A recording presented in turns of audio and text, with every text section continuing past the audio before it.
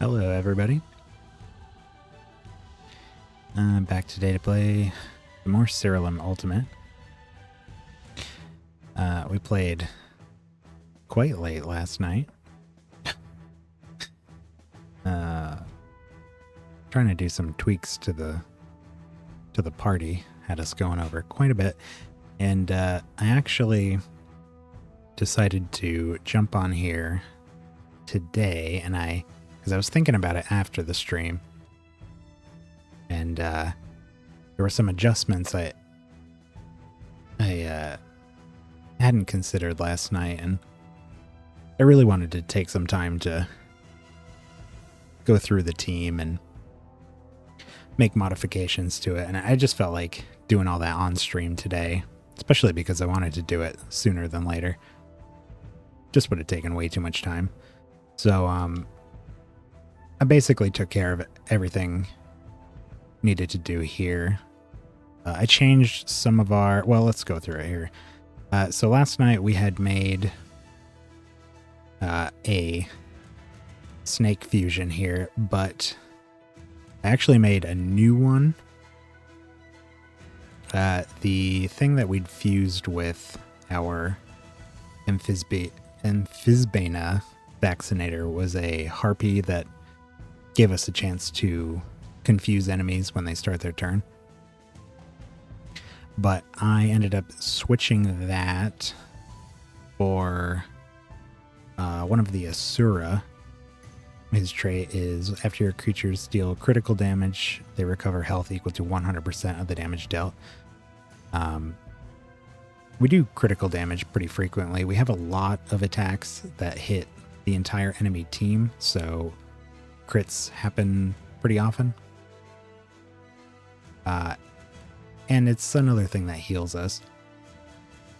It was tricky because I really wanted a chaos class on this guy, and there just wasn't enough that we have available that I really liked. So maybe at some point, if we find a better chaos monster, we'll make another one of these with a different trait, but I like this one for now.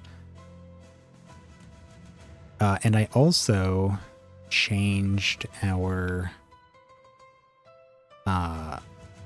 Hemlock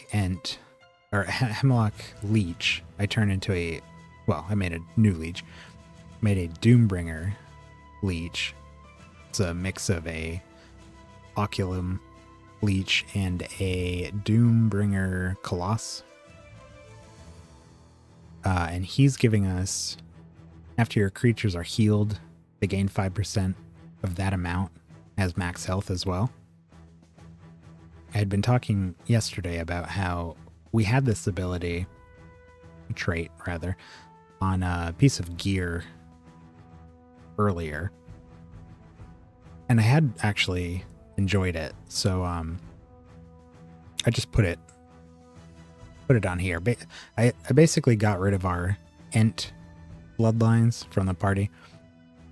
This was one of them. He had been giving us our creatures heal 15% of their max health when they start their turn, and if they have mending, it was 50% or something like that. But we have so many other ways to heal very quickly that I just didn't think that was necessary. And I like this one more. So I got rid of that, and since we were getting rid of that Ent, I got rid of the spirits. I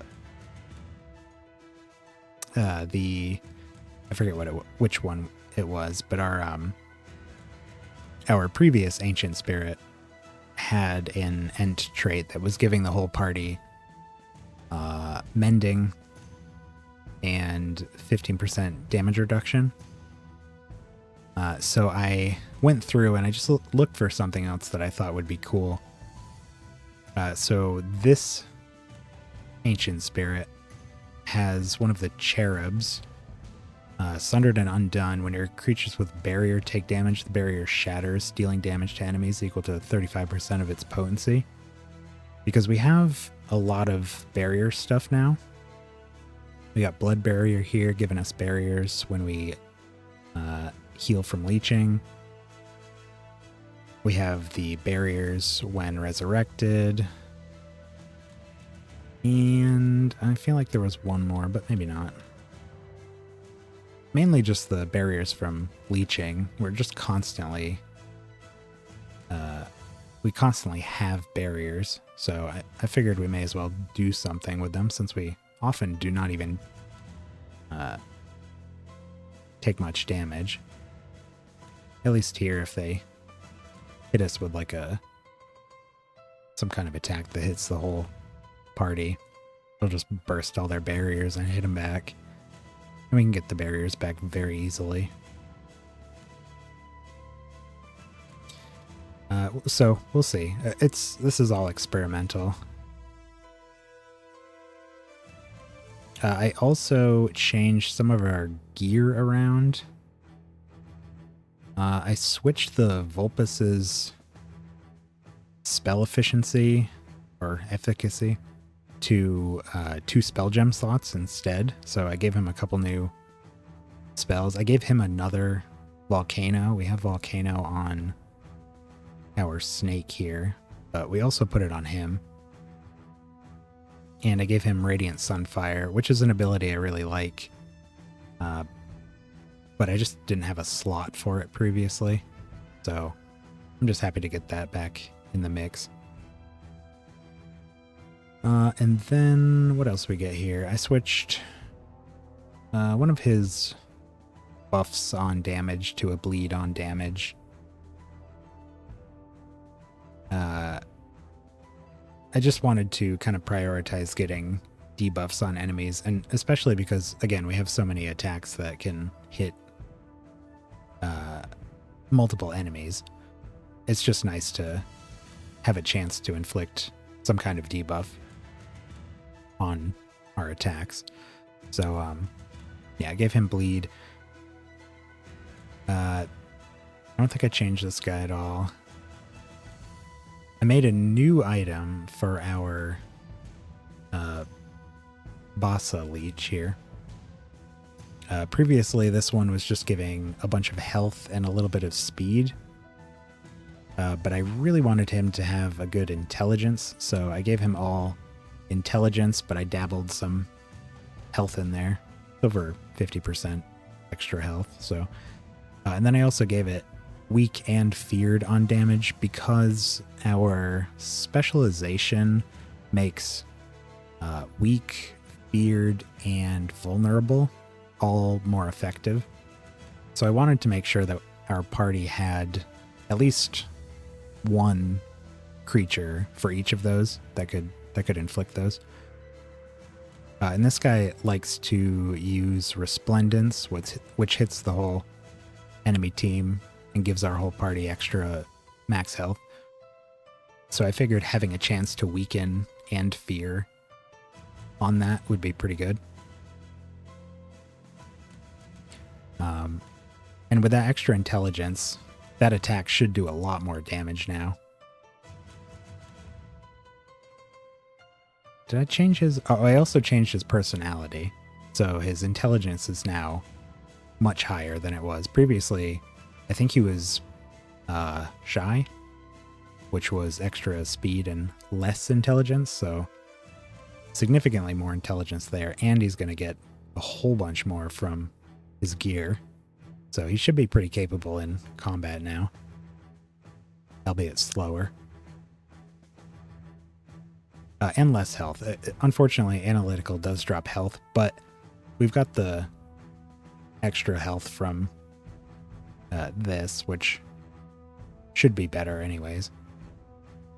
He won't have the ludicrous amount of health he had previously, but he really didn't need to, so we'll see how that goes. And this one here, I think we just replaced another one of those buffs for Frozen on damage. And he's our source of vulnerable. So we cover those 3 primary debuffs here.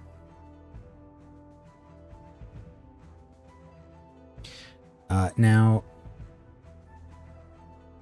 The spirit had been a nature type before, but I made him life, and I gave him some damaging spells so he could keep being a damage dealer. But I also gave him a couple support abilities. Gave him resurrection just in case we lose our primary resurrector. And just this thing that removes a debuff automatically from our creatures. There's a chance to trigger it when he attacks. I just put that on there because I really didn't see anything else that I was too into. And I figure his main attacks are going to be Cloud Beam and Consecration. All of his attacks can deal damage to multiple targets. Cloud Beam's a little more imprecise. Actually, I wonder if we can get that to hit another target. Let's see. No. Okay, that's fine. Although we could do Defense Pen. How many of those do we have? 3? Sure.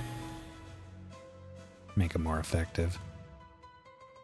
It's only a small amount of damage anyway, so might as well.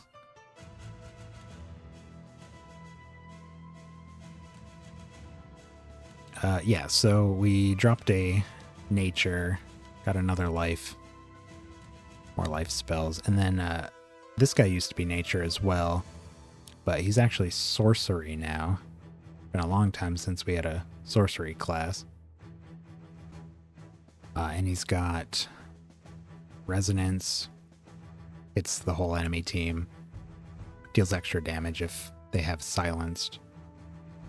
This one, target takes moderate amount of damage twice and is afflicted with frozen. And this one is a moderate amount of damage to the target, then it bounces off the target's allies at random. I think it's the same thing as the Cloud. What is the difference here? Cloud Beam. Random enemies take a small amount of damage continuously. After each enemy takes damage, it has a chance to end. I guess it's a little bit different. A lot more charges.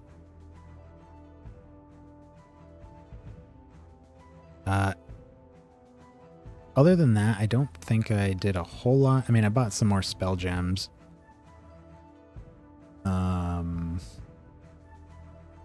We messed with the gear, which I already went over, and I did hit a few more. I think we did 3 realms, just because I needed the essence for this, because fusion is rather expensive, especially after summoning a whole bunch of monsters like we did last night. So I just needed to get some more. I didn't really get anything out there. I did get a new nether stone, but it's another not so great one. It's just a stab boost. So nothing fancy. I did not use this, and I wanted to see what this was about. Randomize the required specializations. Complete realm quests using the necromancer specializations to fill it up. Higher your realm instability, faster it will fill. In addition, the goblet will fill significantly faster while you're at your highest ever realm depth. The more specializations you unlock, the better your reward will be. Once the goblet is full, return here for a reward. Oh, okay. So we need to use the necromancer for this. Unfortunately, that's not in the cards today. So I think we're just going to go to the Faraway Enclave and just kind of focus on story stuff for now. Let's go check that out.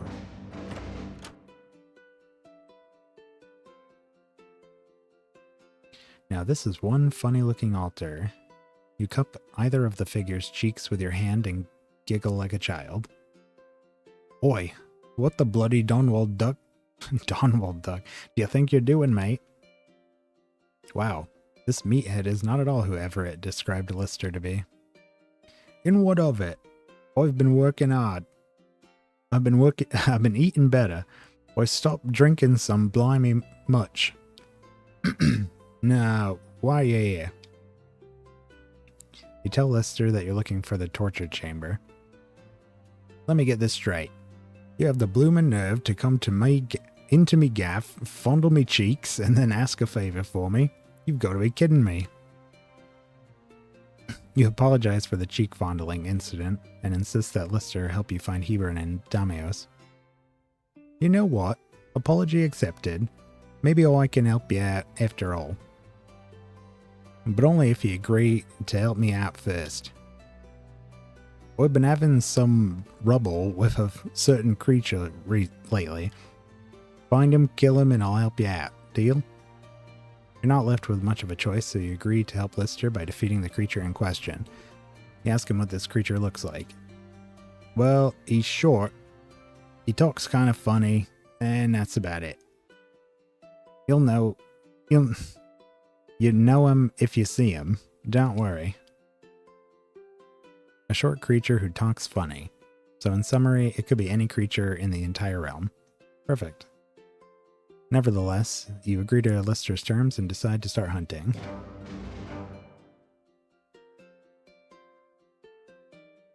Wonderful. Statue is a dedication to Lister, god of fortune. It's said if you make an offering of resources to such a figment, you'll be handsomely rewarded. 200 of each resource should be sufficient. 250. Sure. Not that much. Oh. A lot of familiar faces here. Alright, let's see how this new team works out. I haven't actually used a couple of these while I was getting the resources we needed. I had the old ones, the last night's team on, so we'll see how these work.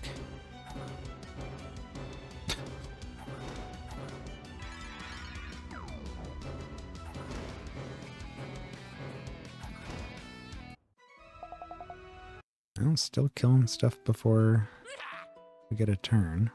Find and kill other imps. Something else. There's a new one. Like a manticore or something. Yeah.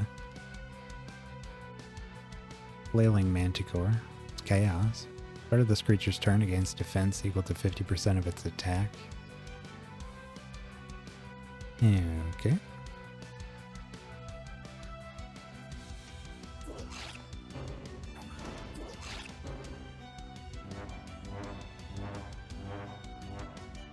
And I did notice that with our snake there, his trait makes it so when we apply a debuff, we apply an additional debuff. I have not seen, and the downside is that they only last, debuffs only last for a turn, but I have not seen enemies lose any debuffs yet, so I think our class, or our specialization, which makes them permanent, does indeed supersede that. There's some more manticores.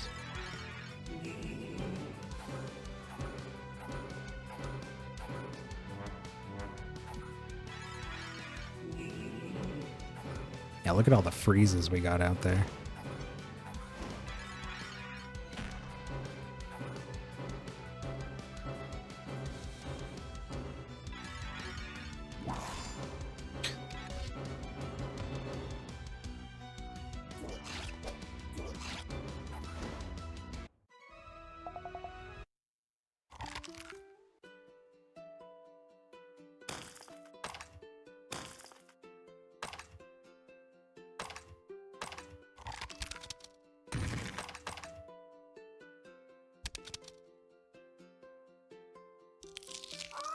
attack, a creature's burst from the egg. Yeah. Wyverns.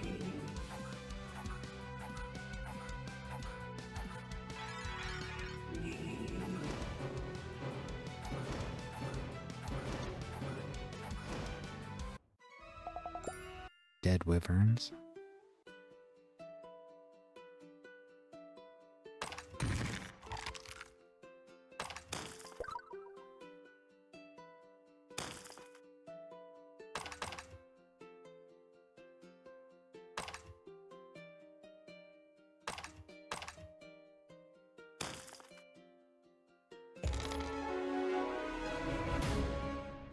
% more treasure from inputs.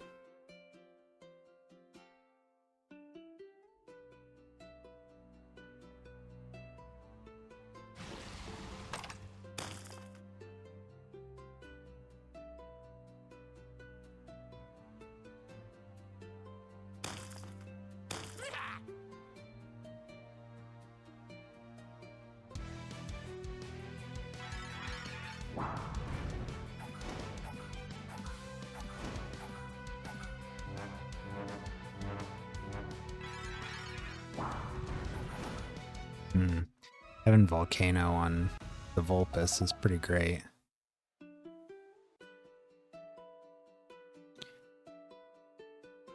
Doing a lot of damage. What do you got here? Siren, Purifier. Sleeping stuff.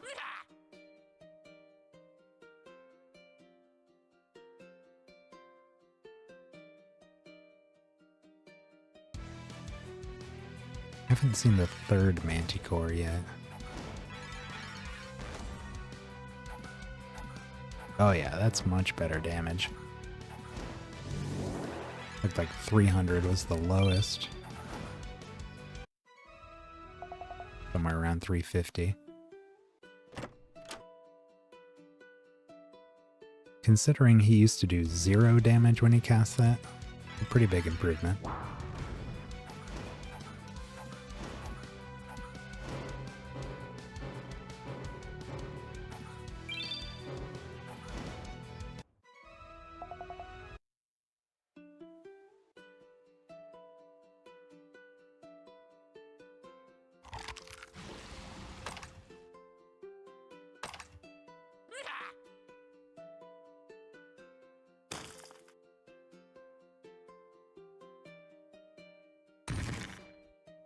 There was a... I don't know what you call those. Steel or Stel? Obelisk? These things. I believe it's S-T-E-L-E. Not sure how to pronounce it. Forbidden Unity. Creatures cast their spell gems in their first slot. Then those spell gems are sealed.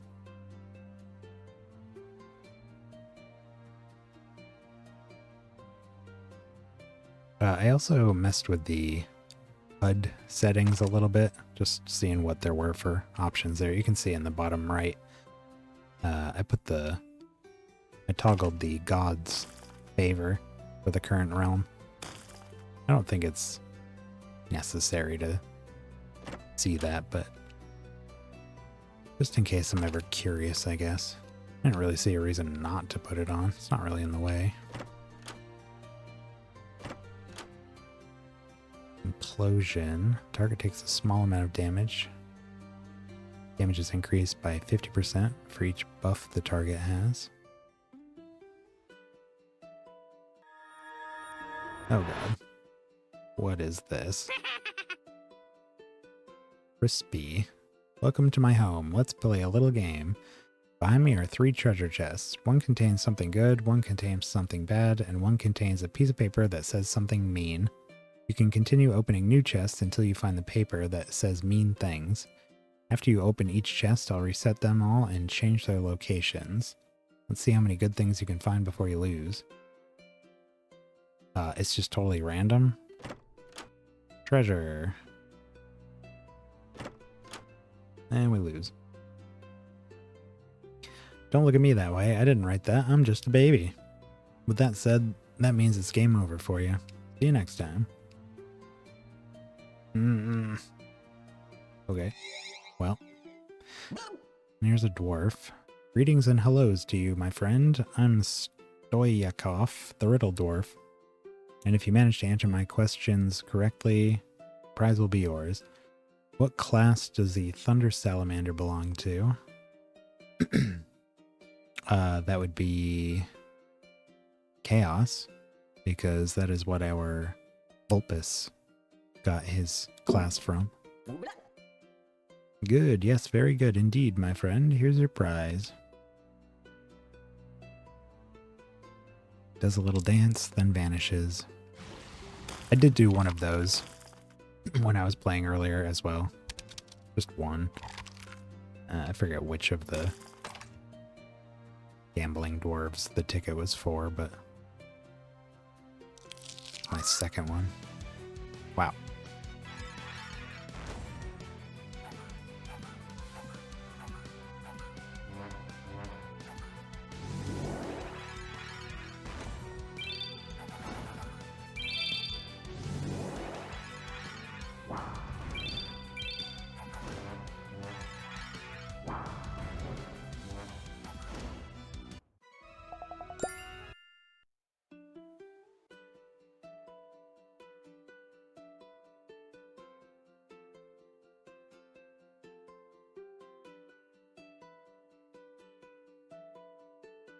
Okay. Are we done? Ah. Yeah, I think we're done. Oh, hello. What was this guy doing? Look at all those debuffs.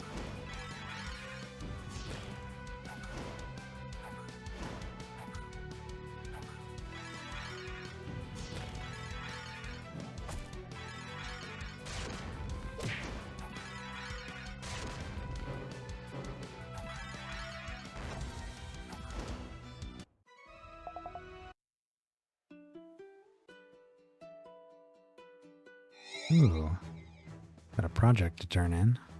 See which one it is. Ah, increase max projects. Okay. We could do the tier 2 of the goblet. Might as well. Just doing the specializations when we don't have a bigger project to work on. Alright, let's go right back in. See if we can find that third Manticore.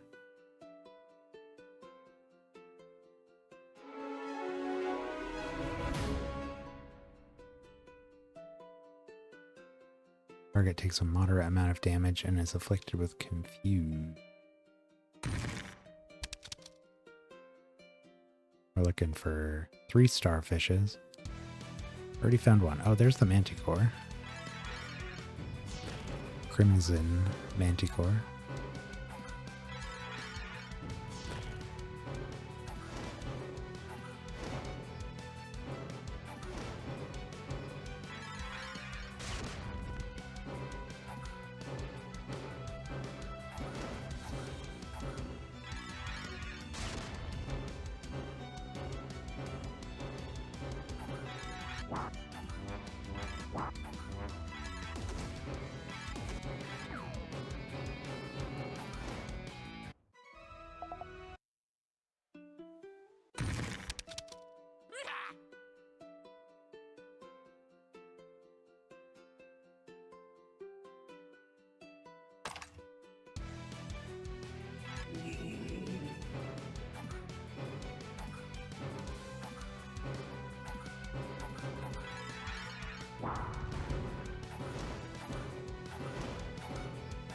Wow.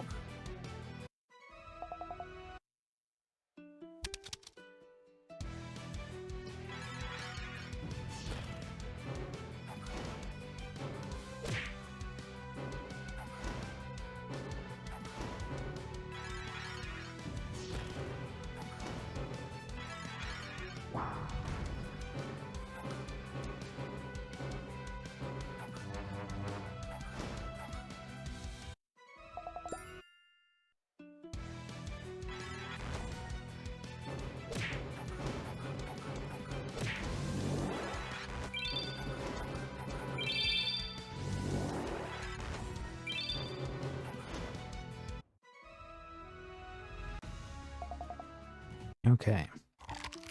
Jeez. I gotta say, I'm not super impressed with the barrier generation we have. I was saying yesterday, I think, that I wasn't aware that the barriers, they don't seem to stack at all. They just replace whatever barriers you had with whatever the new barrier amount is. And it seems like most of the time our creatures have just like a very small amount of barriers. I've been trying to build around it regardless, and then if we can find a better way to generate more significant barriers, we could try to fit that in there. It's just that the I've been trying to incorporate it into our party because we have all the leeches here. And one of the leeches, am I doing this? Yeah, it's the blood barrier. It's the gain barrier based on the damage, the amount that they heal from leeching. But oftentimes it'll be a very small amount. So they'll end up with like a couple of shields. Other times you'll see stuff like when the Vulpus uses Rend, or maybe when the Invader Leech attacks, you'll see a big chunk of barrier pop in. I do wish that it kind of, it would like only keep the highest amount of barrier. So if you had like 500 barrier or whatever, and you generated 100, rather than replacing it, it'd be nice if it, just kept the 500. But we'll figure out something to do with that. Yeah, you can see the barrier down there constantly popping up, but there's almost nothing there. What is this guy? Ah, he is exotic. Thought he seemed out of place. Hermity. Pocket Tank. While this creature has at least 3 buffs, it intercepts enemy attacks on its allies and takes 50% less damage.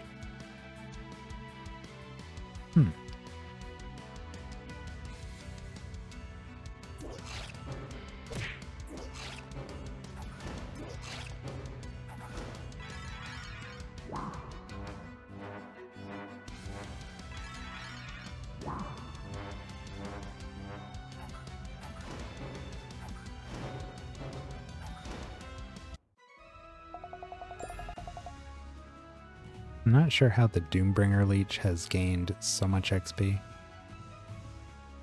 It's up to 69, even though it's like one of the newest members to the team. I still have not figured out how XP works exactly. How that's divided up. Clearly.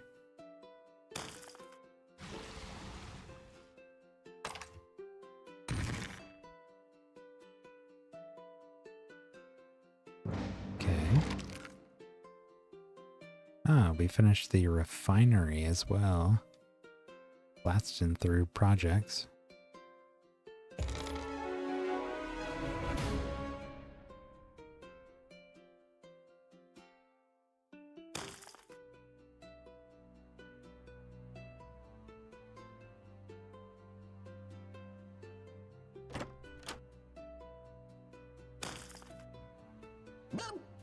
Oh. Which god rules over eternity's end? That would be Vertrag.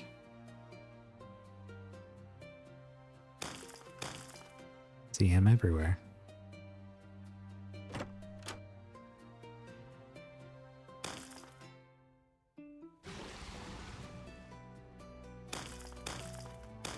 Ooh.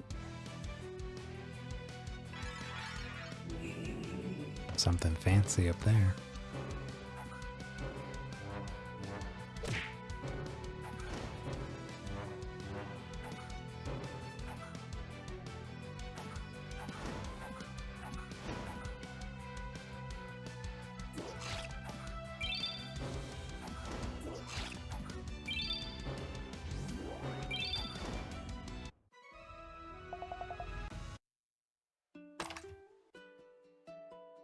Hammerlord Core.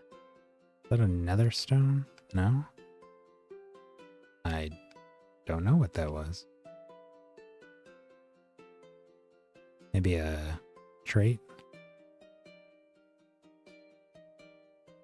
No. I don't know what that was.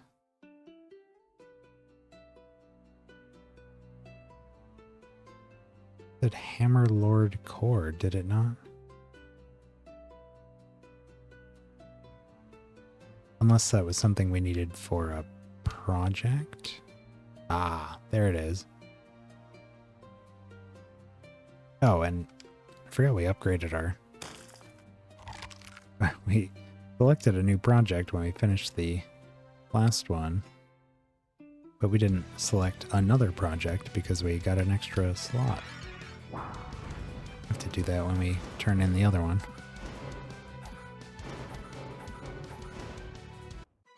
Probably grab some new specializations. I still haven't even looked at these wyverns.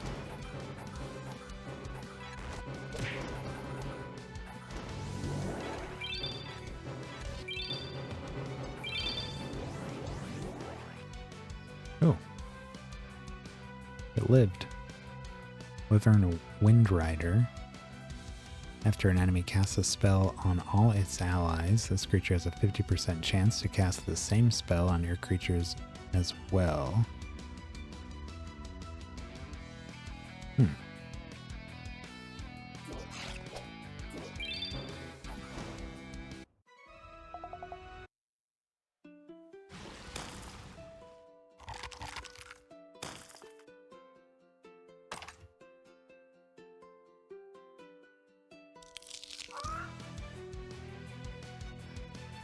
Wow, no spells at all.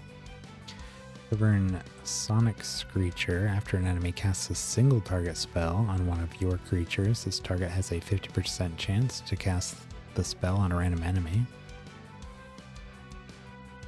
Wyvern Sky Stalker. After an enemy casts a spell on all your creatures, it has a 50% chance to do the same on them.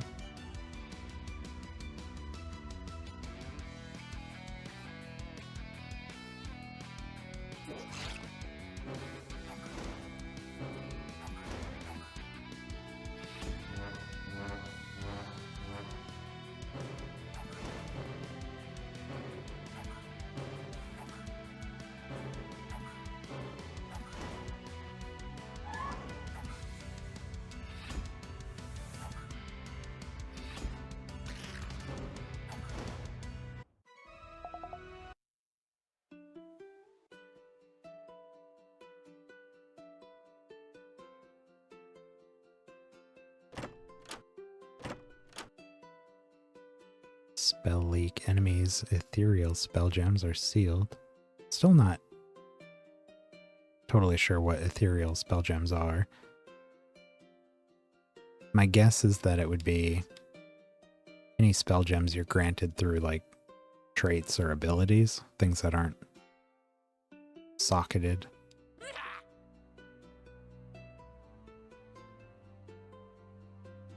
Is there another imp? What? Ah. Should be a third now.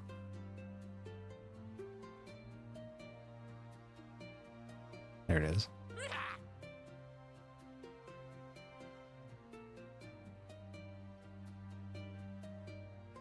Oh yeah, that was the only other thing. I renamed them just to match their, the new guys. Match their fusions. So this is a Praetor Spirit, because it was a Praetor Cherub. Doombringer Leech, because it was fused with the Doombringer Coloss. And this one was really hard to do.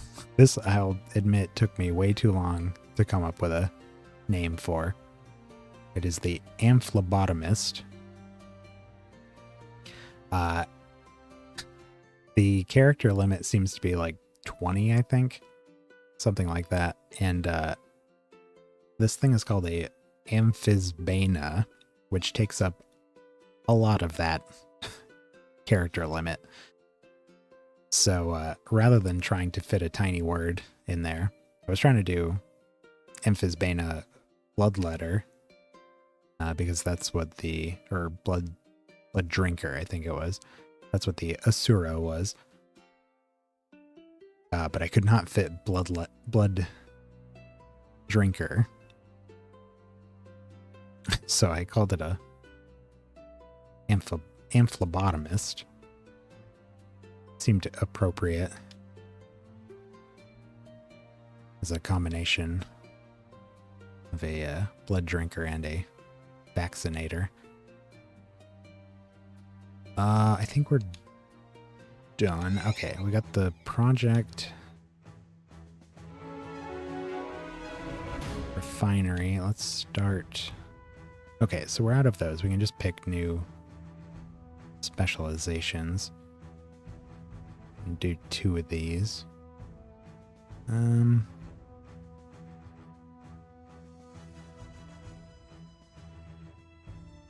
Ales and cocktails. What the heck? Doombringer.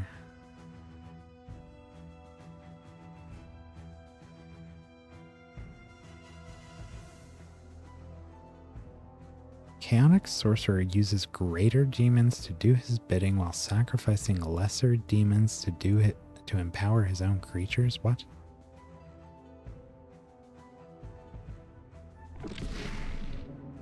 Just need to know what that even means.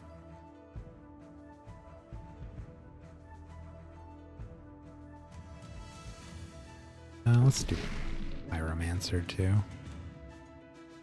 These seem to go very quickly. Is there something? Oh, yeah, and we want the, our, what was it called? Brewer? Refinery. Where are we putting this? Honestly, I don't know what this thing does.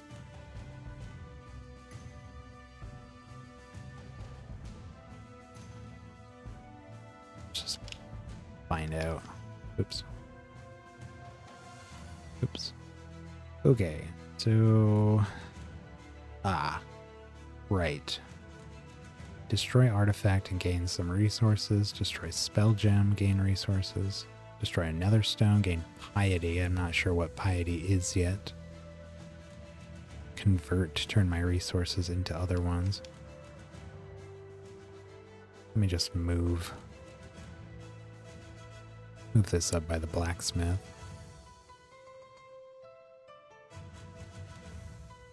Yeah. Okay. Back in. Boss fight.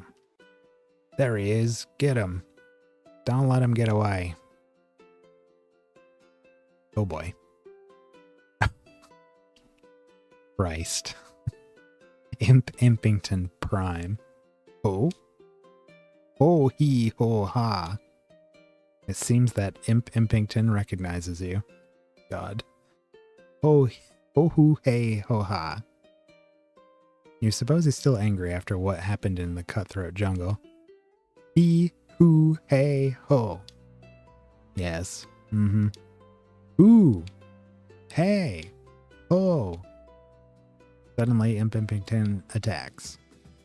That's ridiculous.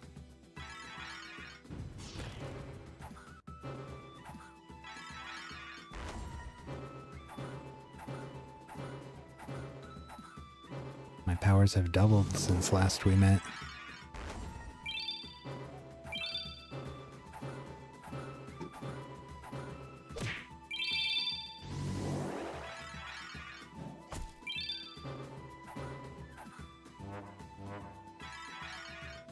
Oh, that guy up there is new. And he's dead.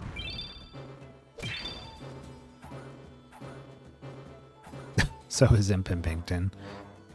Wheel. Taking turns is overrated.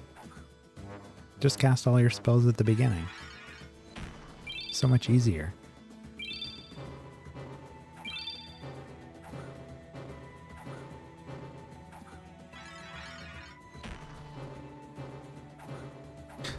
We've incorporated all of this like healing and barriers and resurrection. Almost never comes into play.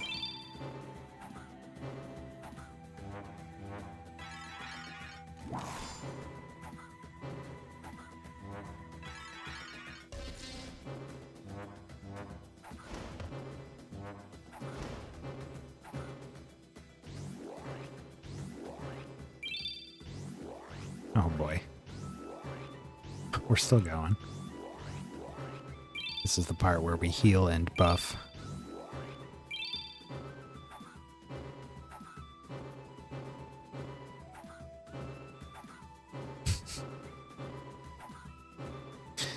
Oh my god.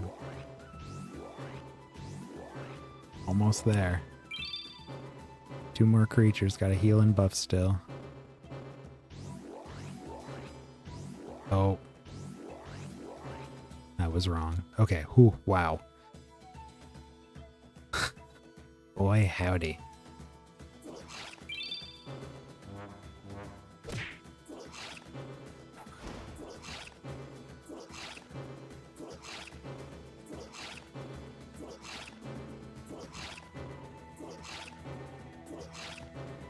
So many attacks.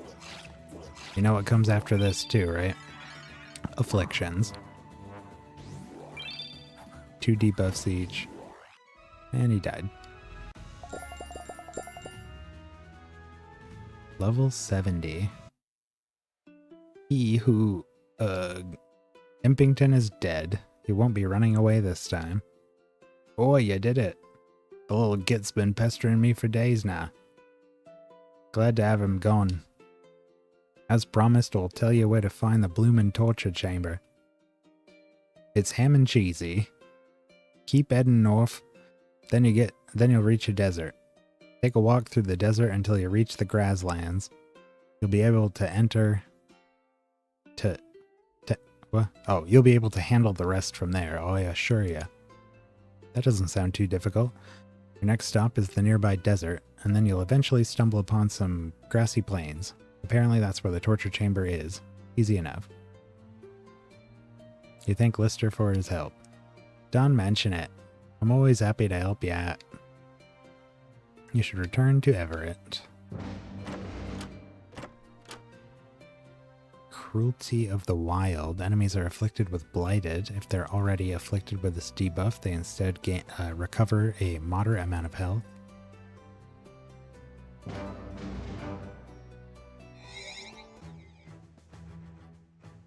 Welcome back, Turn. Did you manage to keep Lister awake long enough to figure out where the torture chamber is? You tell Everett that, once again, he managed to completely butcher the details of your mission and explain that Lister is a giant, muscular, energetic, yellow blob with a funny accent and showed no signs of fatigue at all. Well, times change, don't they? Anyway, I'm pleased to hear that your mission was a success. In fact, I've enjoyed a good bit of fortune on my well's end. Check out the new projects I have in store for you to see what I mean. So you're headed to the Barrens next, right? Saros is the goddess of that realm. Hopefully she'll be able to guide you through the desert without any issues. As always, I wish you the best of luck, Turn. What a guy.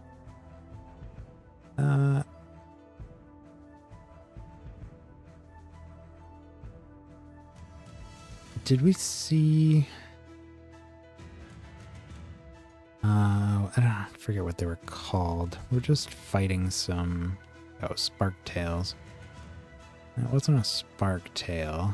What were the other ones? Oh, I guess we could notice that this was a thing today.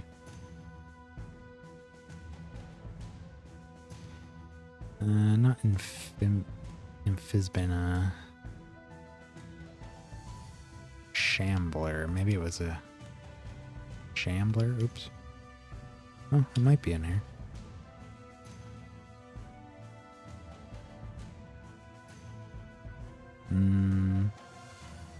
No. There was a new thing we just fought.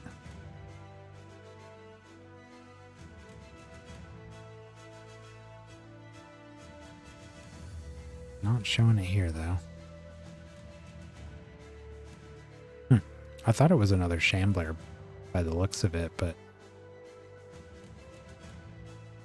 evidently not.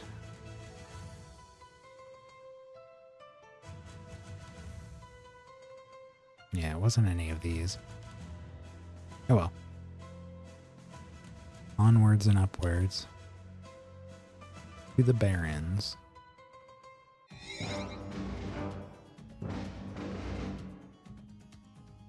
You commune with the altar, a process that is starting to grow quite old by now. I bid thee greetings, Turn. I'm impressed that you were able to survive the cruel nature of the Barrens thus far. And just walked out of the portal. The days here are incomprehensibly hot, the nights cold enough to freeze to death anyone unaccustomed to such a harsh climate. You decide that after such a dramatic introduction, you shouldn't tell Ysseros that you walked fewer than a dozen steps to reach her altar. Instead, you ask if she can point you in the right direction to reach the grasslands that Lister told you about. Ah, you referred to the Unsullied Meadows. The Unsullied Meadows are neither here nor there, but at the same time, they are everywhere. That was the stupidest thing you've ever heard in your entire life. You gaze blankly at the altar, prompting Ysseros to give you more information. This realm is merely an illusion. No matter which direction you choose to travel, all that await you are endless plains of sand. You know what? That's really unfortunate. Why must everything be such a convoluted pain in the ass? You ask Ysseros how you can reach the Unsullied Meadows if the Barrens stretch on forever. There is but only one way. You must dispel the illusion that permits these sands to shroud reality. Seek out the Sphinx known as Ramses. Solve his riddle and he may permit you to pass through the realm unhindered by deception. Riddles are always obnoxious, but it seems you don't have a choice. You decide to seek out Ramses and answer what you hope is a multiple choice or true or false question. I wish you good fortune, Turn. Farewell.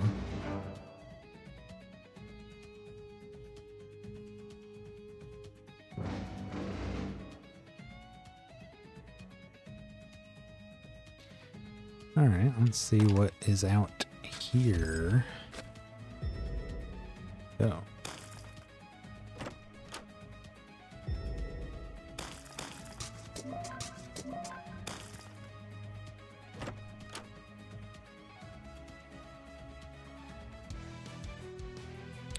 Wow, those are all new.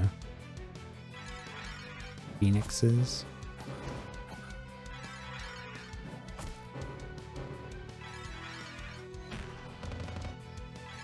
No damage.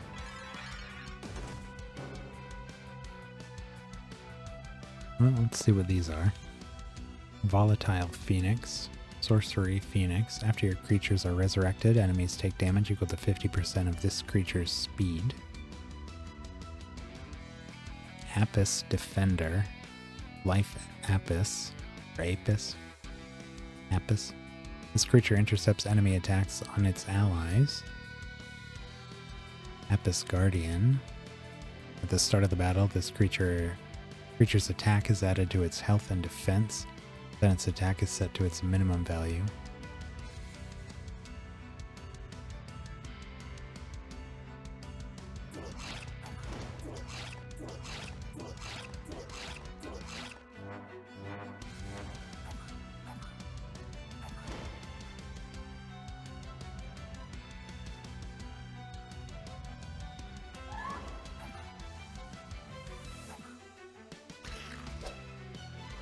Dodge.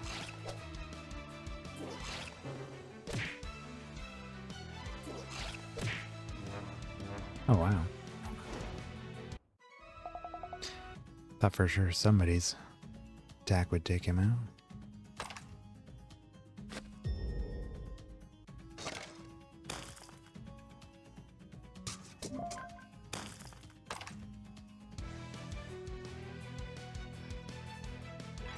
An F-rate. Or a Djinn? Is that a Djinn or an F-rate?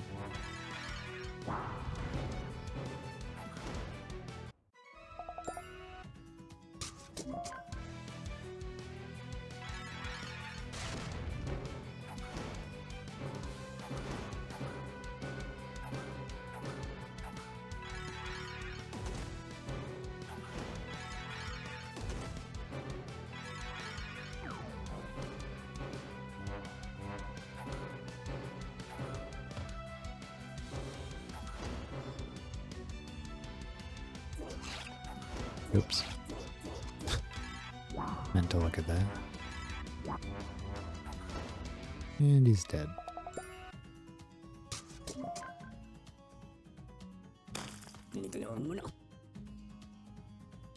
Glacier. Target takes a large amount of damage and is afflicted with frozen.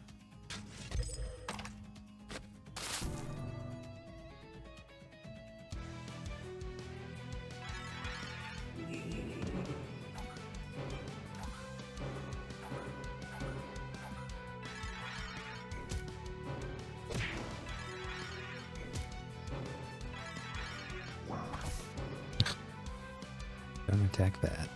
Oh, what are these? Did we look at this one? No. Frost Phoenix. After your creatures are resurrected, 3 enemies are afflicted with frozen. Main Rift Dancer. Rift Dancer. All effects that activate when a creature dodges will activate 1 additional time.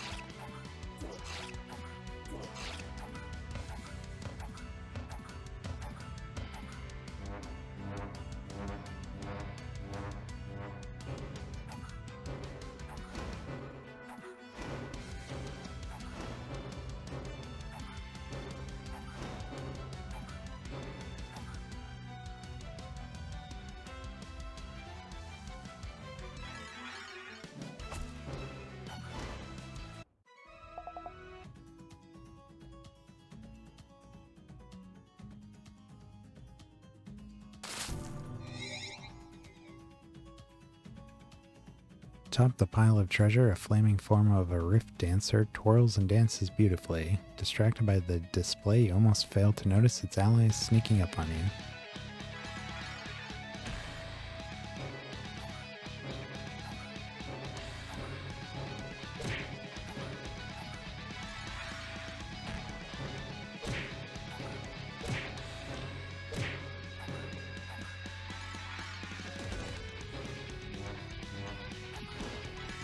Wow.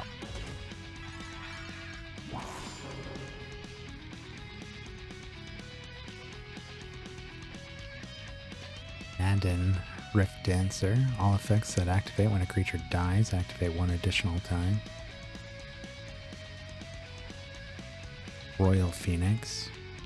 After your creatures are resurrected, they have a 50% chance of being placed at the top of the timeline.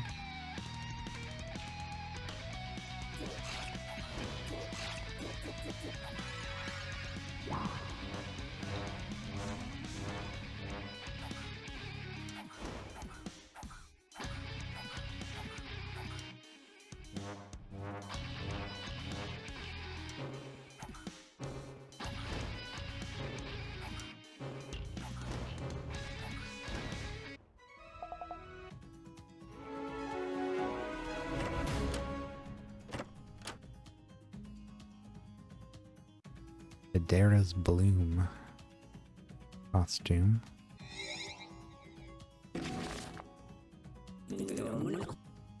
Whoa.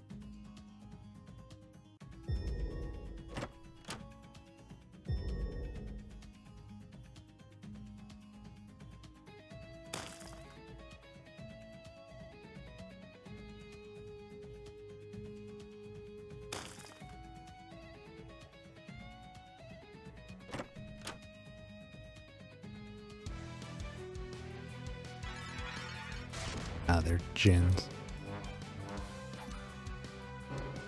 Hey, are we on our 4th monster? Seems like it.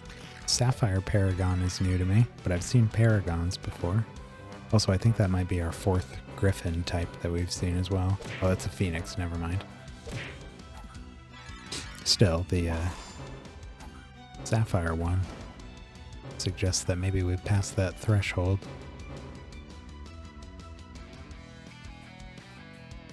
All creatures take 50% less damage.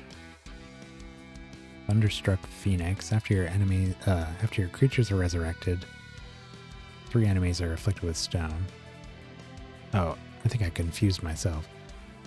There were no griffins. We were always looking at phoenixes. Yeah, so that might be the 4th one. I've seen these 2 djinns already.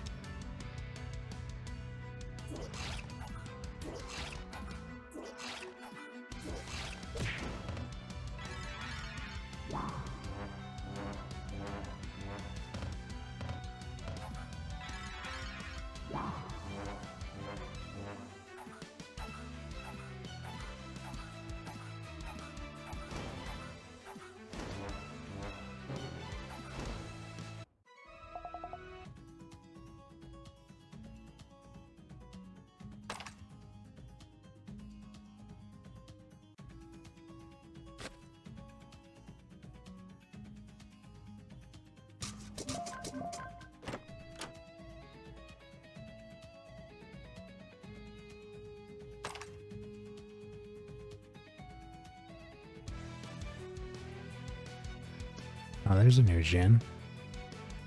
Yeah, we must have our 4ths. Evoker. After this creature provokes, it deals damage to enemies equal to 5% of its intelligence for each ethereal spell gem it has.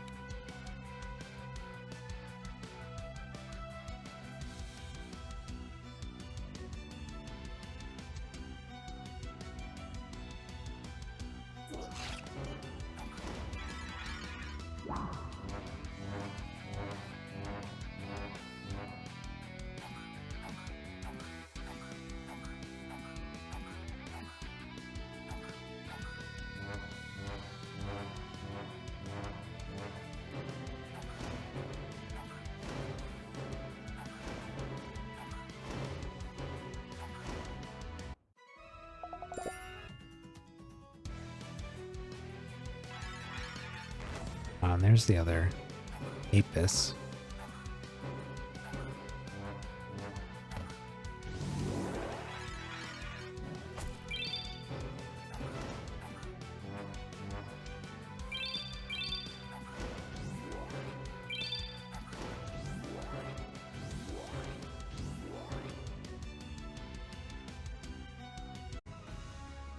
Okay, here we go. I'm not sure what happened there, but OBS dropped out. Seemed like my internet was still on. Kind of strange. Hopefully that doesn't happen again. Not sure what the deal was there. Yeah, all that happened was we killed another group of enemies.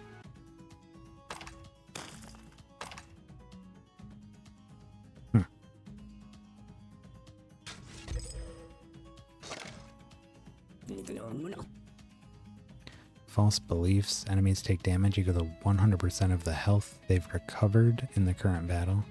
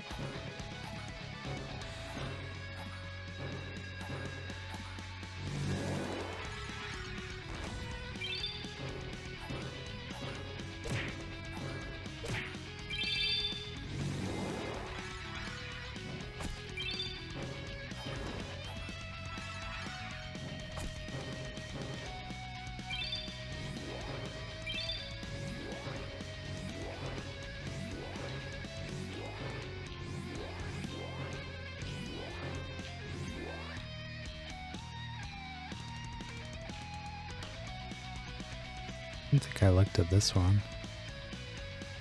Nair Rift Dancer. All effects that activate when a creature defends activate an additional time.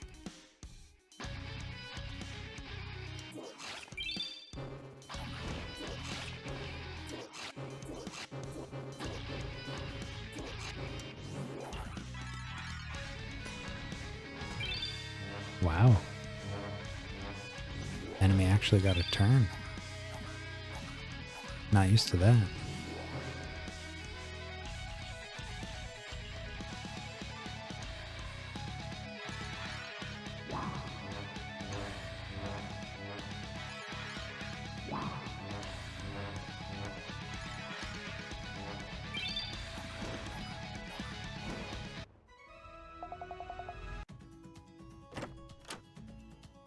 Transcendence. Target gains a random trait that belongs to a creature from its race.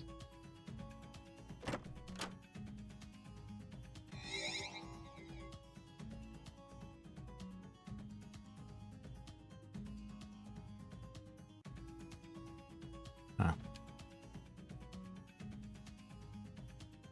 Not much.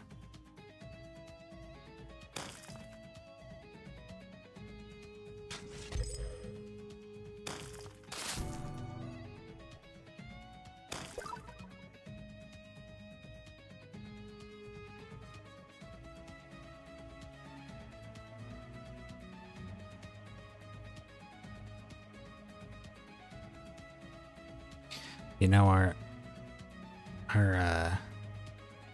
even though I did just do a big kind of shuffling of our, well, more of a tweaking of our team composition, I really do feel like we're due for a more significant change. I feel like there's a bit of redundancy going on. In theory, some of this stuff sounded pretty cool, but in practice, I feel like we could probably have a lot more useful stuff while still maintaining the general style we've got going on. Again, the barrier stuff really just does not seem to be coming into play at all. Even the healing hasn't been incredible or necessary. So there's certainly room for improvement there. But that would probably be something I do off stream again, and certainly not today. Maybe once we go through the past realms, now that we have the 4th monster for each race unlocked. Maybe we'll find some cool stuff for that. Of course, that would be something I'd like to do on stream. Don't have to do the team building so much, but the actual gameplay of going through each area.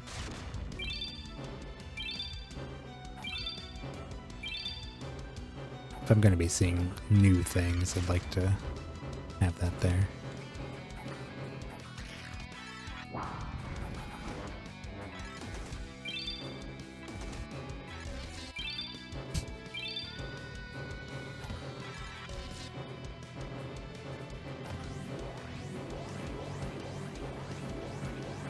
Good lord. There's some stuff there with the gaining max HP and the buffs on heals that I would like to keep, but maybe the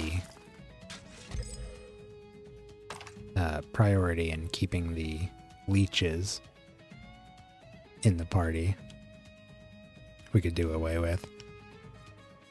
Like 1 or 2 of them might be good. I do really like the Invader Leech here. He's been working out good. And we could keep this guy. So maybe it's just this one. We could take out the leech part of him. Keep the, but you know, honestly, even we don't do the, our monsters don't die enough for this to really be necessary. So frankly, he could probably go entirely. This guy's been good, although again, Thirst for Blood, I could kind of take or leave. Don't really need that. Vulpes is staying as is, just so good. And we could even, if we're dropping the spirit or the barrier stuff completely, then we don't need Sundered and Undone on our spirit either. But I would like his Essential Dignity. So there's definitely stuff there. I feel like we could just rip out the barrier.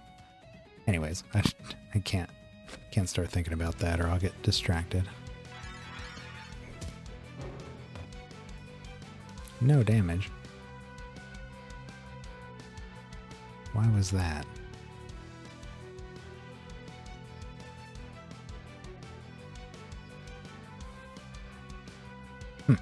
Why was that? Interesting.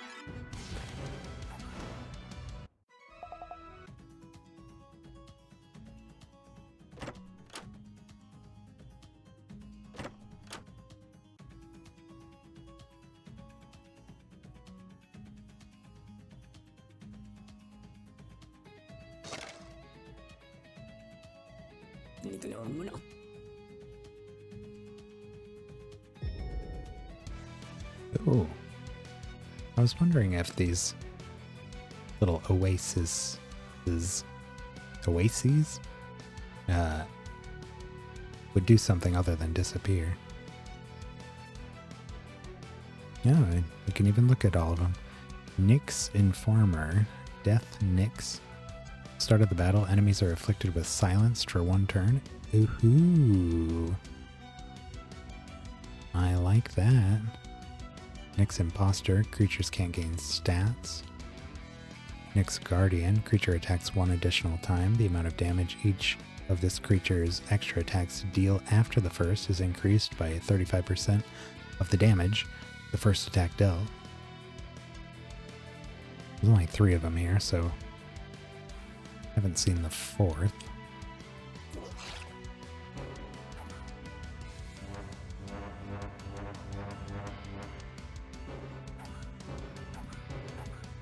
Might be silenced, but that's not stopping us from getting free debuffs off. It is stopping us from attacking, though.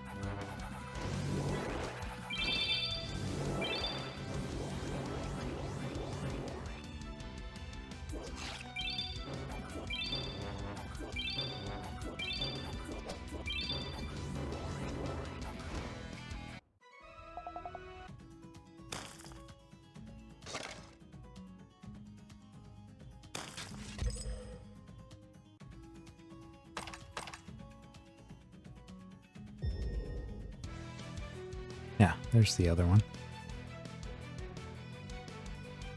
Nyx Creeper.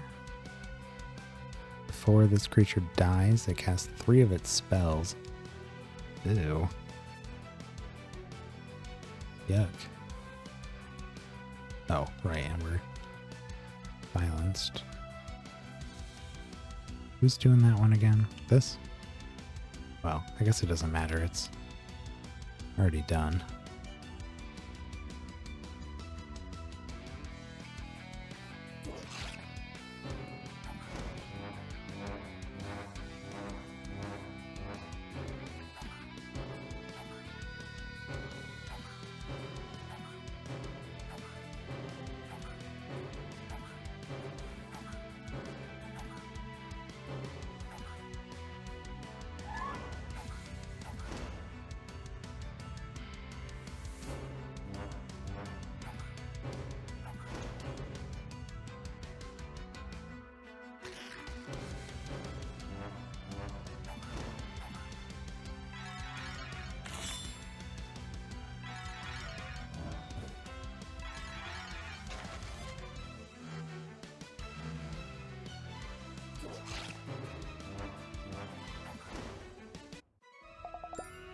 There we go.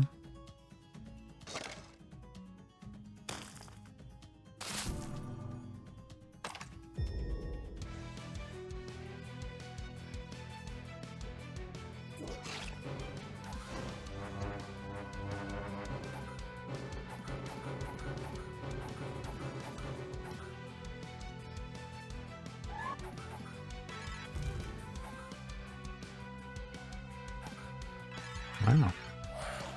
Got hit by an attack. Can't remember the last time that happened.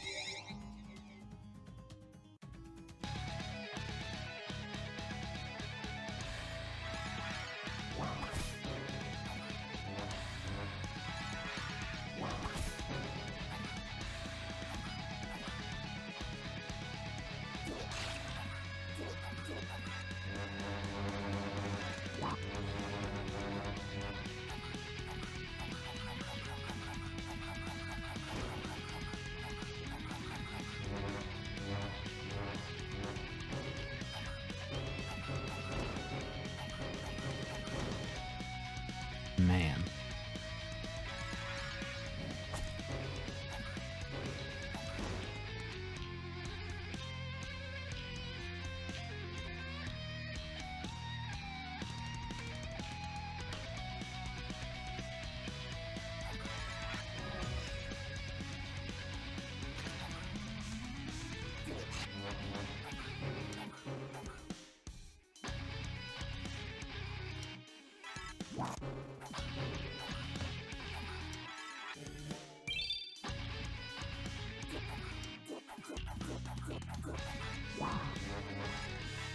This guy does not want to die. There we go.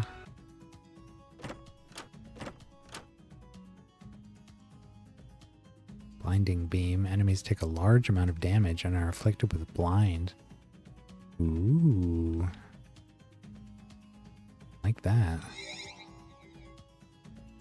Probably put that on our sorcery leech.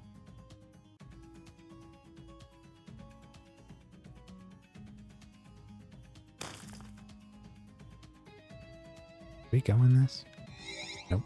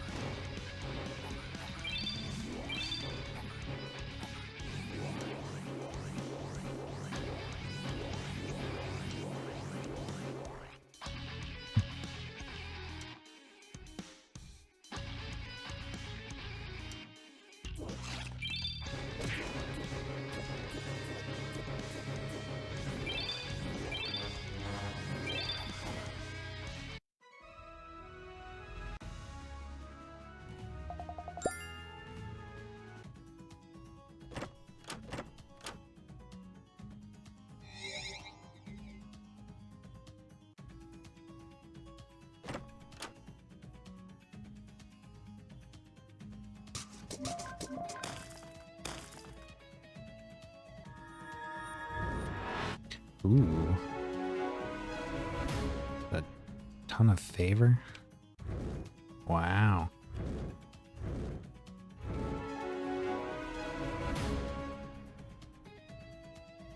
One of your creatures would be afflicted with a debuff. They have a chance to afflict a random enemy with that debuff instead.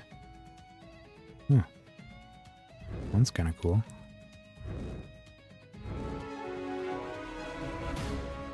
Ooh, Resurrection. Upgraded version of the one we've got. Dang.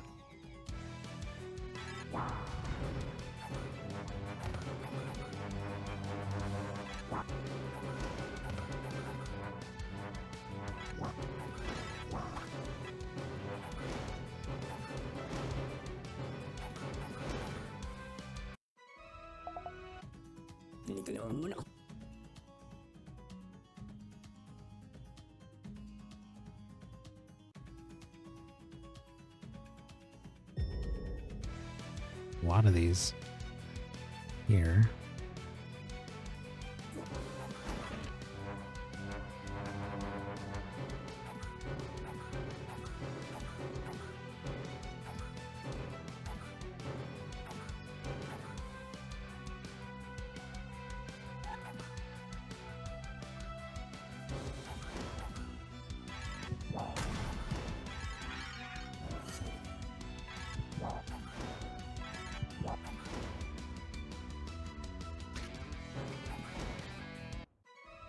Took out 3 of his own dudes.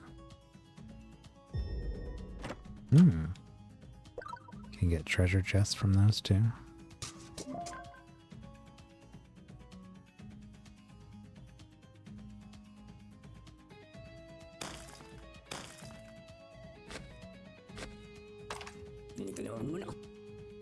Elemental barrier. Target gains a barrier that absorbs up to 50% of its defense.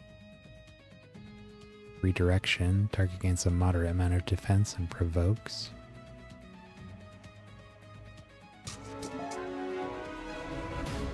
%50 treasure golem spawn.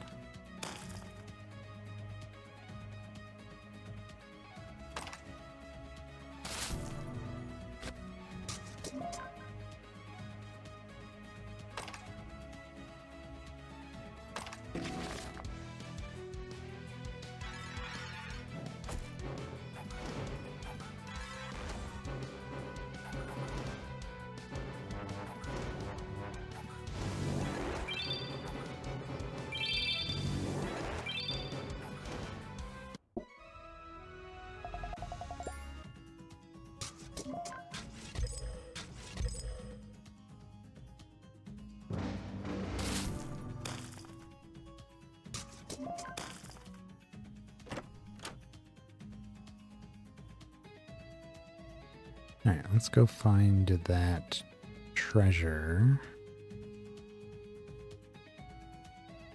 Wherever that might be.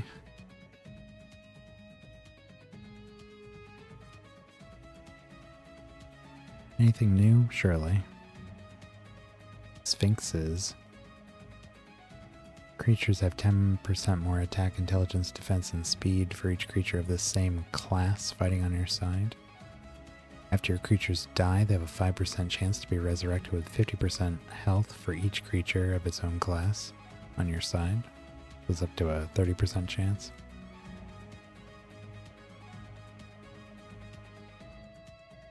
Unless somehow you can have more than 6, I guess. Oop, there it is.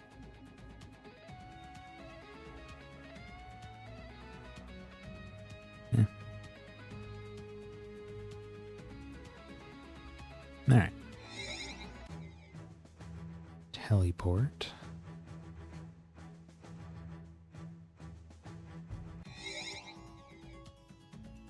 Ramses is just ahead. Prepare yourself, turn, for his riddles are said to be unsolvable. Hello, traveler. I suspect that in just a few moments from now, you'll regret coming here. Ramses subtly nods his head. Suddenly, the desert sands begin to dance around you, forming a makeshift prison to confine you and the dubious Sphinx together. There's no escape for you now. I will give you one and only one chance to leave this place alive. Answer my riddle correctly, and I shall grant you a wish. Get it wrong, however, and, well, you'll see. Think carefully. I have kingdoms, but no castles. I have mountains, but no trees. I have water, but no ships. What am I?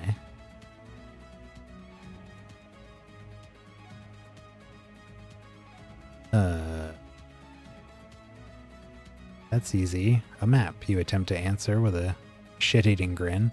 But alas, a handful of sand blows into your mouth instead. Sorry, what did you say? I can't understand you at all. The sand keeps getting caught in your mouth. You spit it out and attempt to repeat your answer to no avail. Yeah? I still can't understand you, traveler. Speak up. The hell with it. You order your creatures to attack.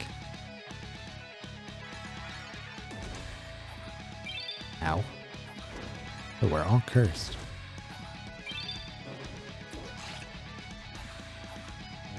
Ouch. Oh, he came back. Killed the Sphinx.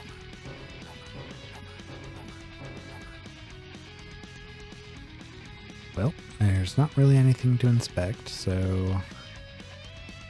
only one burned.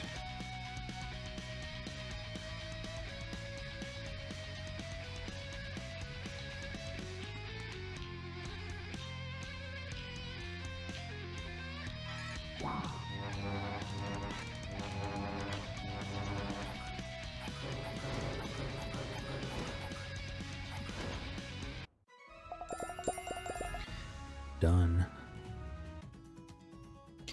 Well, that didn't go as planned.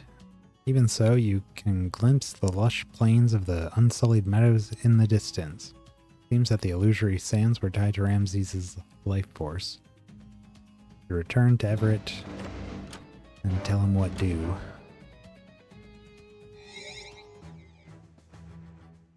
Hail and welcome back, Turn. Did you manage to find a way to the grasslands? You tell Everett that the sands of the Barrens were blocking your way, but you managed to dispel the illusion and you're headed to the unsullied meadows next.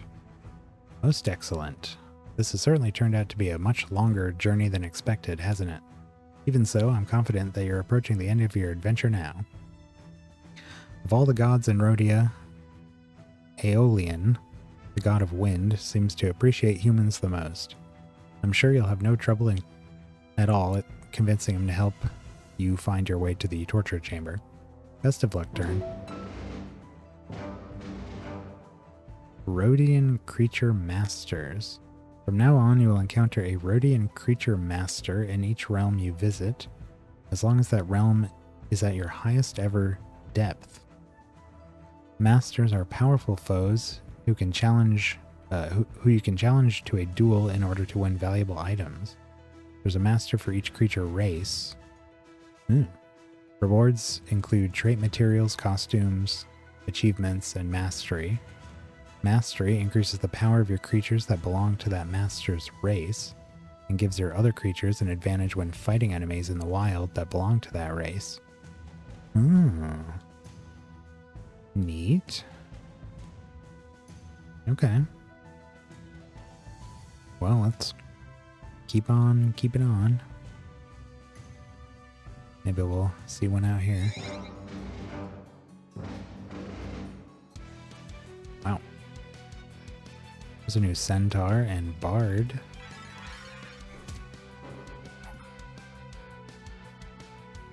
Have a look. Centaur Raider. After an enemy is killed, this creature attacks random enemies 3 times. Enemies cannot gain invisible. And what are these? Oh, these are griffins. Dive Bomber. After one of your griffins attack, this creature attacks a random enemy. Trait does not activate if the attacking griffin also has this trait. Griffin Screecher. Griffins take 5% less damage for each griffin fighting on your side. Griffin Dream Finder. After your griffins receive a buff, they share a copy of that buff with all the griffins fighting on your side.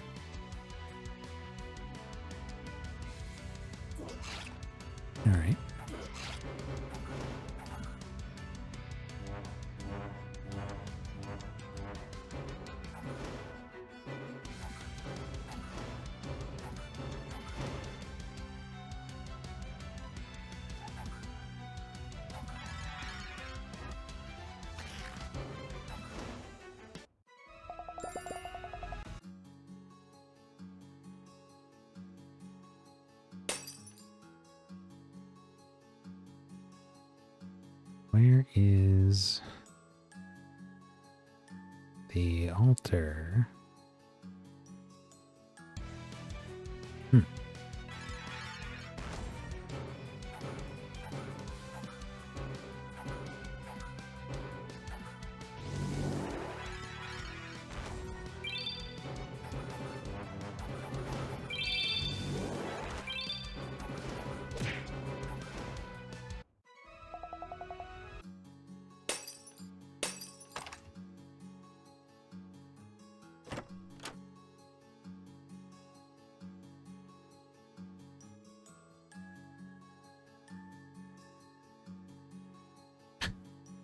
Where is it?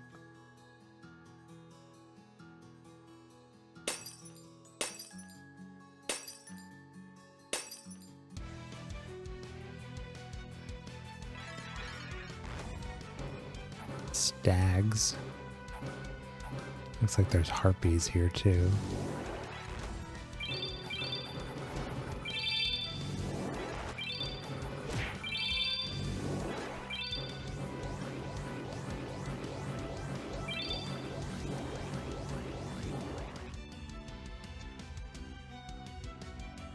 These are level 101. Wow. Oh. Look at this stag guardian. Life stag. Creatures' chance to defend spell gem properties have a doubled chance to activate.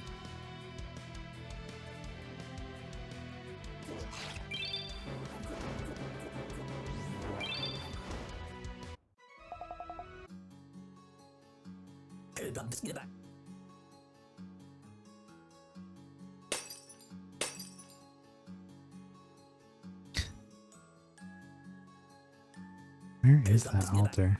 Weird, because usually the altars are right at the beginning.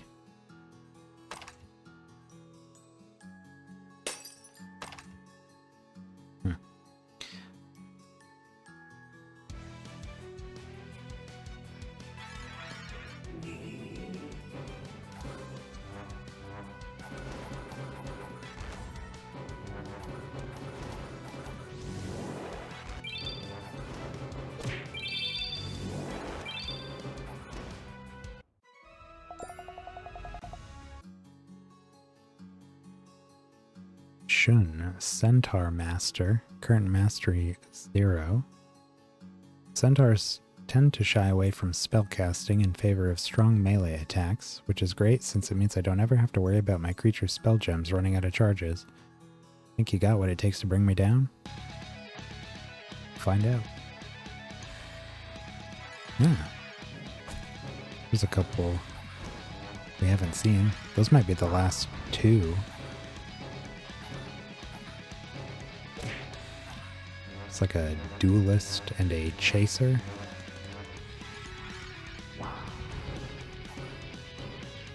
He's got a random wraith in the mix.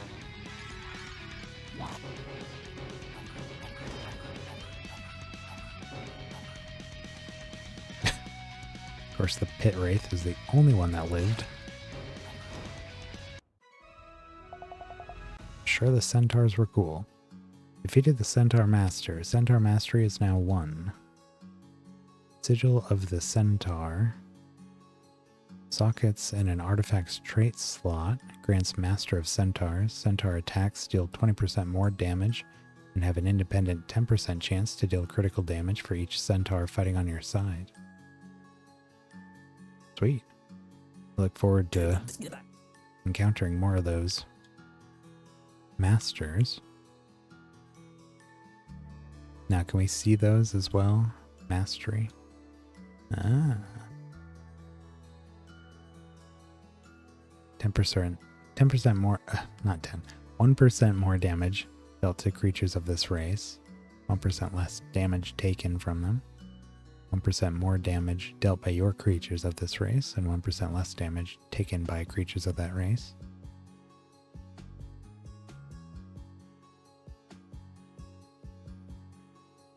I'd love to find a specific, I was talking about this to some degree last night, but I'd really like to find a specific race that that I really like and try to, eventually make a full team of that race, or some kind of mix of that race and another together. I was playing around with that here with the leeches. Got the 3 of them. I made sure to choose them as the first of the fusion so that they would remain leeches. Oh, here's the altar. Altar depicts a large, majestic eagle. Well met, Turn. I am Aeolian, god of wind. I bid you welcome to my realm. What is that thing on his chest?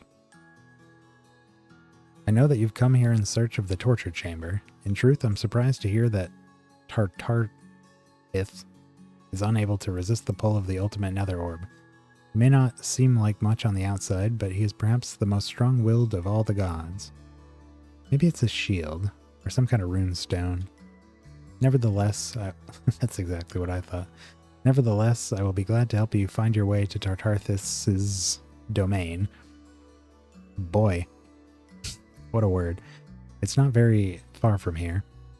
You need only seek out the Bastion of the Void. Within the Bastion, you'll find the torture chamber. He can fly while he's holding that thing. Looks really heavy. In order to gain access to the Bastion of the Void, you must first acquire a Void Rune. Fortunately, this item can be found in this very realm. On the other hand... Oh, I see what's going on here. On the other hand, it might make him more aerodynamic, maybe. I never were very good at science. I will guide you from the skies to help you find the Void Rune. Farewell now, for now, Turn. Wait, what? Where'd he go? Oh well, you don't have to remember what Aeolian said, but you're pretty confident that the usual formula of traveling to a higher realm depth and then defeating a boss will remain intact yet again. It seemed like a Monty Python reference, but I was expecting it to go further, so maybe it wasn't. Talking about birds flying with heavy objects. Trying to figure that out.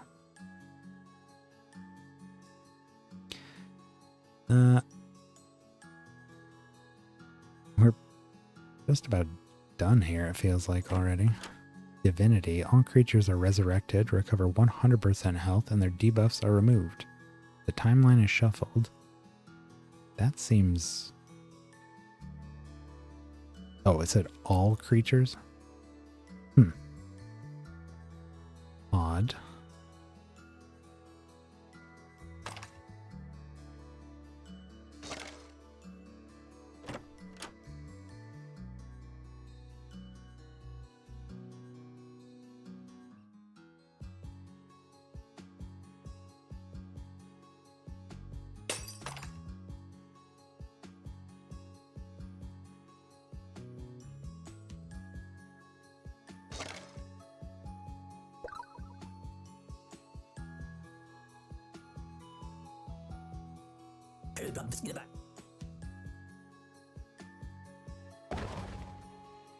Punch me if you can.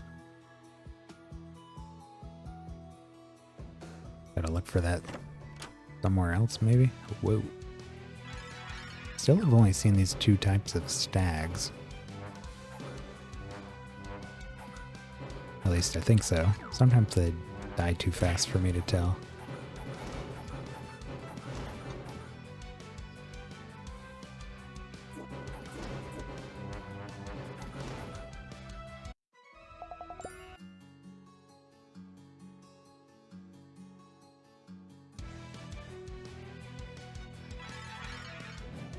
I don't know if I've seen that one.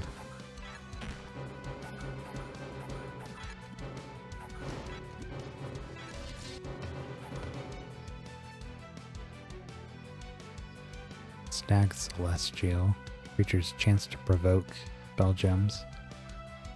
Have a double chance to activate.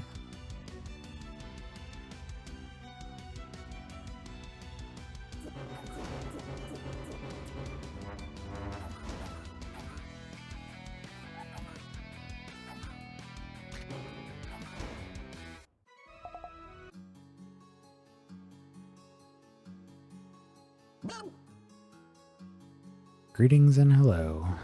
Zonte rules over which realm? Zonte. I want to say Magi? I don't remember Damarel. I don't know if we've been there. Wait.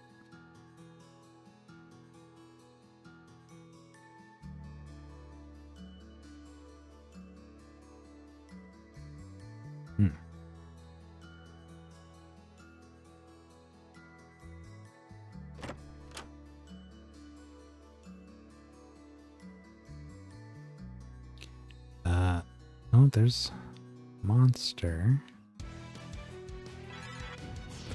There's a stag I haven't seen.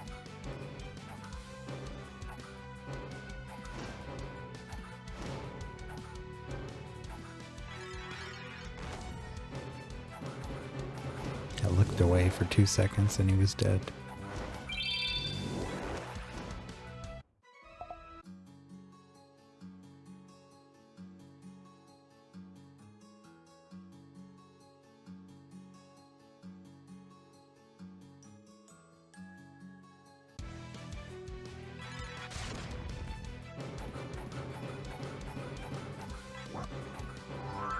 What the heck?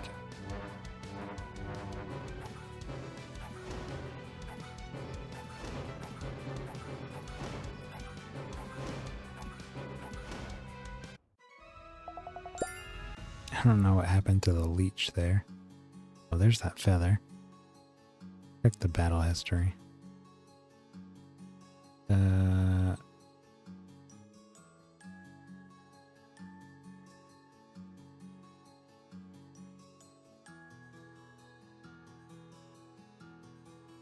Leech cast poison arrow. Spell redirected by the harpy, I guess. Which harpy? Harpy pillager.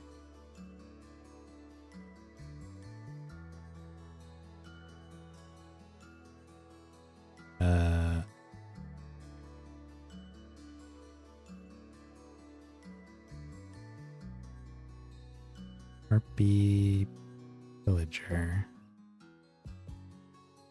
When an enemy attacks one of your creatures, targets are chosen at random from your other creatures. How did that? Wait, what? When an enemy attempts. Oh.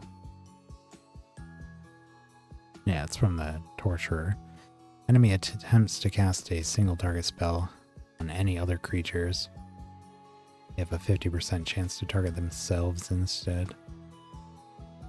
That would be it.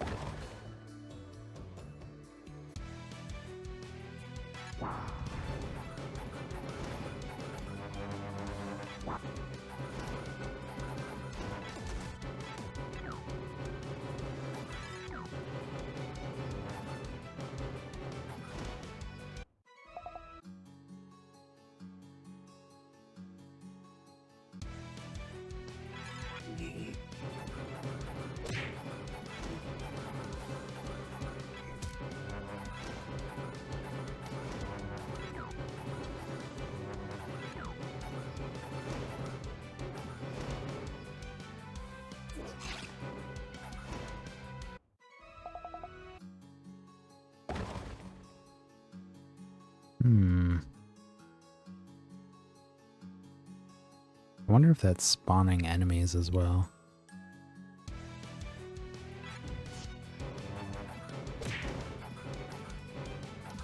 I don't know if I just said that. It's one of those things where I thought it. I don't remember if I said it out loud. Seems like there's a lot more enemies here than there typically are. We're finding them in areas that we already went through. Free stuff.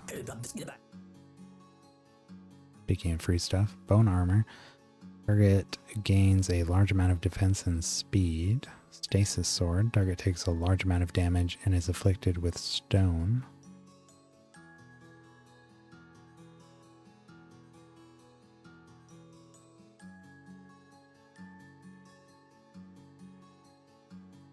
What's the... Oh, we can get rid of those.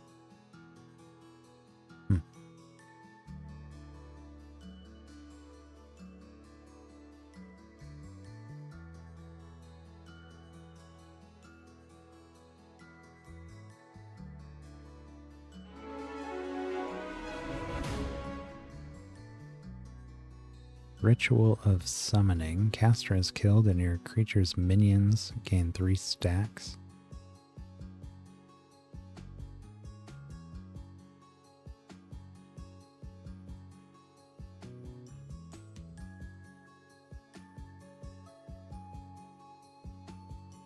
I just noticed that little icon in the bottom left. I don't know what it is. It's very small and very off, out of sight.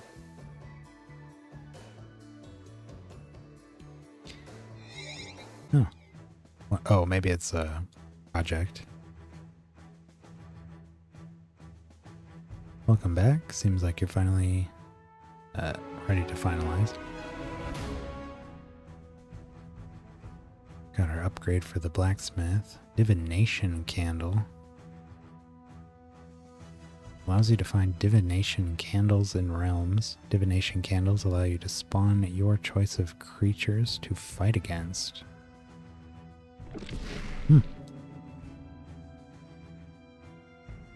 That sounds interesting.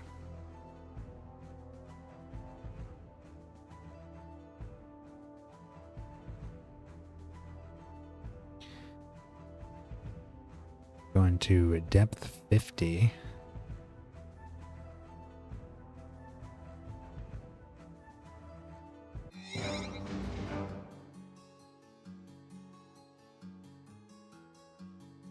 Vortex Observer.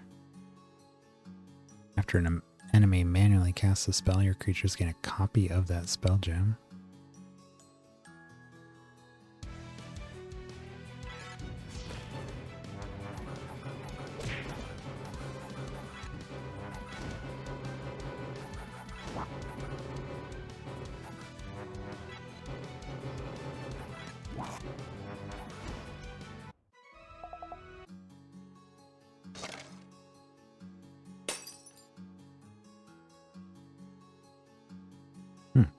Corruptions surrounding the totem pole manifests into a pack of hostile creatures.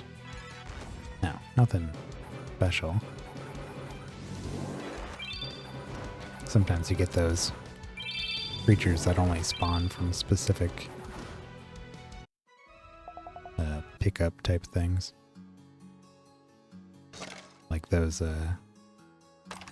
guys we were just fighting that came from the oases. Fiery Gleam. Target is affected by burning and blind.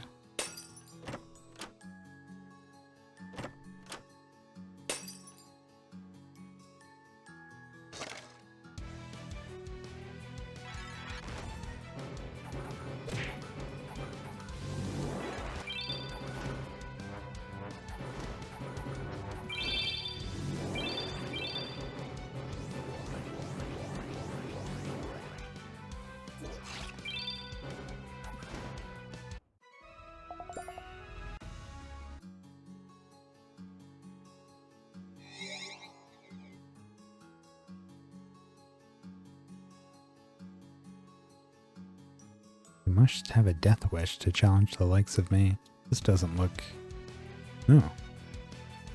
Must be another exotic. Seem to be finding those in these. These like mini dungeons.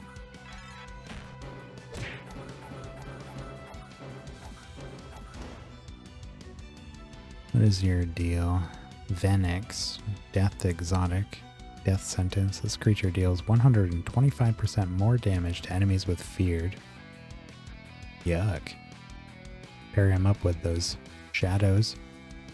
They're all about fear. There's even that one that I think starts the whole enemy team with, it might have been 3 random enemies with feared. Look at that attack.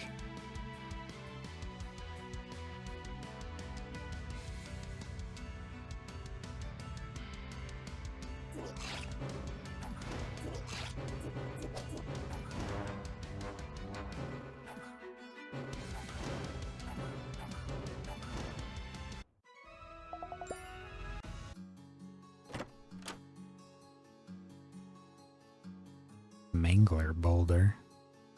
While this creature is provoking, it has a 25% chance to avoid damage.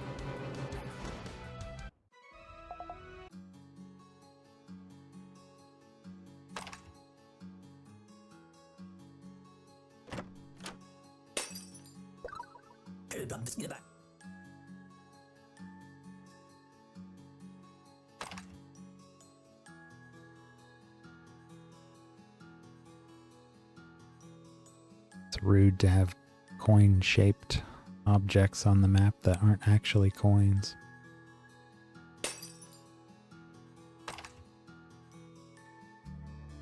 Makes me want to kill a treasure golem.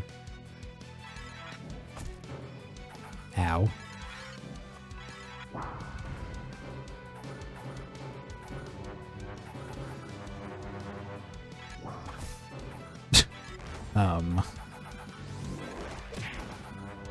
Okay.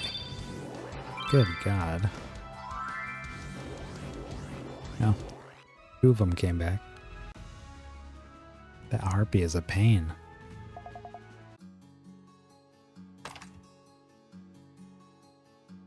Makes us hit ourselves sometimes. Gift of the Wild. Creatures recover a small amount of health and gain repelling.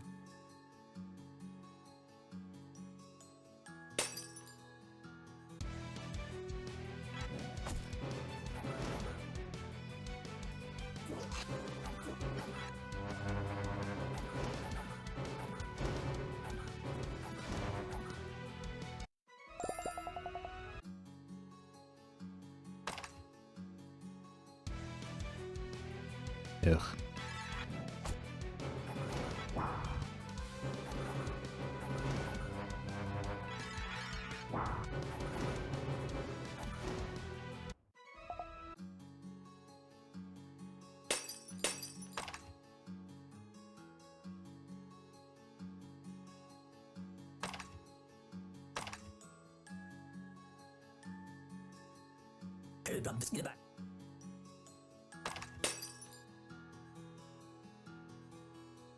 Attorney Cord.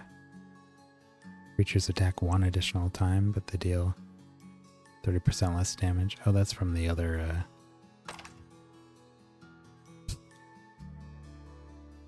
Amphisbana.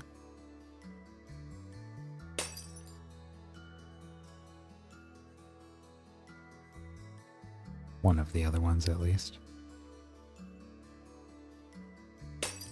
Oh, hello. Breeze, Vortex Master. Vortexes. No, Vortices. No, I don't know.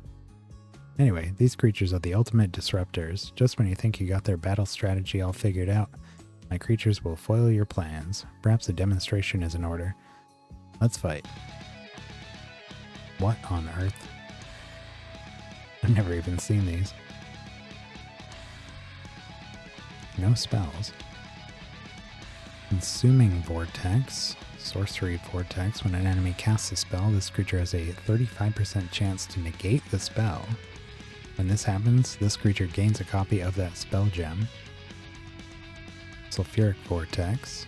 Creature takes 2% less damage from every spell, up to 1% health it's missing. Untamed Vortex. After this creature takes damage, it gains attack equal to 50% of the damage it took. Cerebral Vortex. At the start of battle, this creature seals one of each enemy's spell gems. Mana Vortex. After an enemy casts a spell, this creature afflicts enemies with silenced. Psychic Vortex. Your creatures have a 30% chance to avoid damage from spells. So they're very anti-magic, which kind of sucks for us because we are mainly magic. Which one gets stronger? This one? Yeah.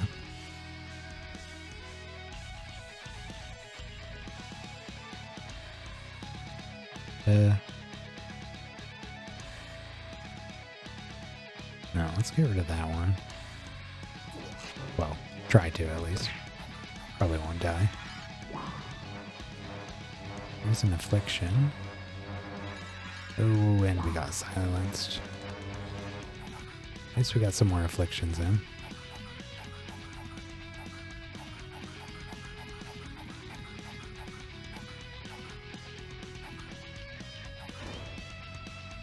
Died from a bomb. Attacked his ally. And here comes some more debuffs.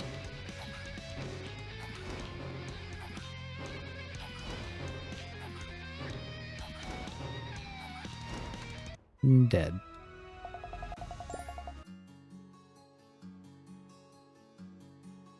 Visual of the Vortex. At the start of battle, your vortexes gain the Spiral Ward trait, which does something, I'm sure. Might have been one of the ones that they had that we just fought, but I don't know. Oh, what is this? Living Flame? Oh, that must be for the Pyromancer.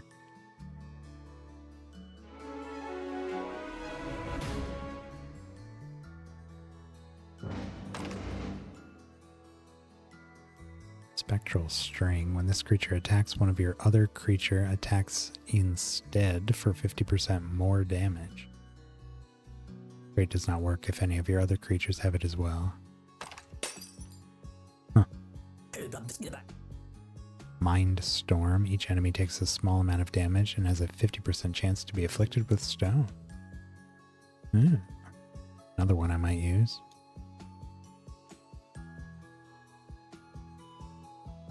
Basically anything that hits all of our opponents, I prefer, and if it can inflict debuffs, even better. Ooh, 3 of those torturers.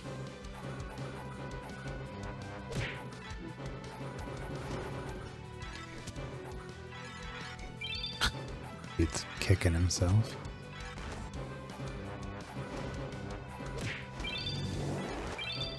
That redirection ability on the Harpies is kind of scary when we have those disintegrating arrows.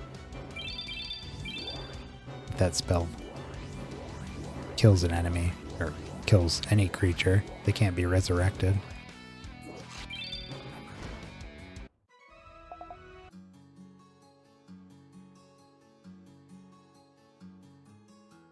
Alright, we're just looking for the feather. Just gonna super speed through all this.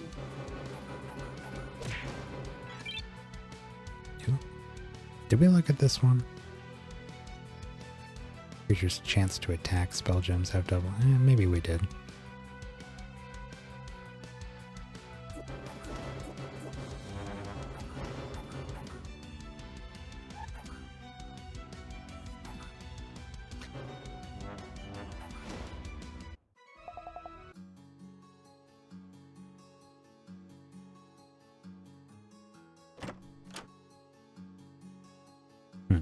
Where is that feather?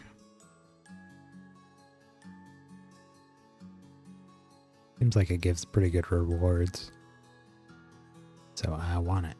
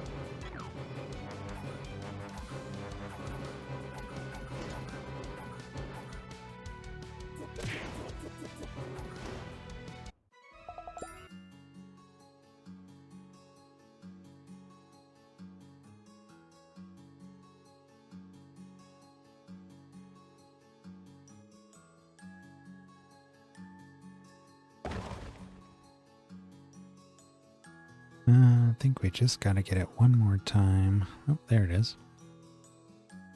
Yeah, just favor. Okay.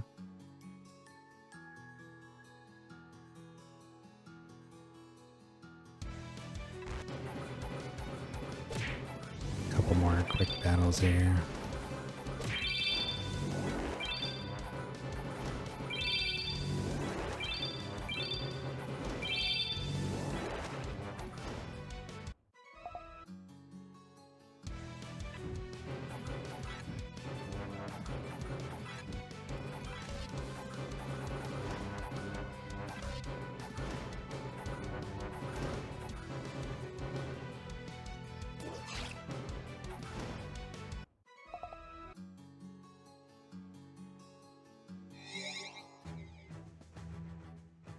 On to the next one. Oh. What? Ah. Wait, really? There's no boss to fight this time? And you thought this journey would be so predictable. It goes without saying that this Void Rune is likely in this treasure chest. Otherwise, your journey will simply stop here at a dead end, and that would be extremely anticlimactic. Pry open the lid to the treasure chest. Ooh ha ha ha! Surprise! Yep, you definitely should have known better. Some kind of mimic.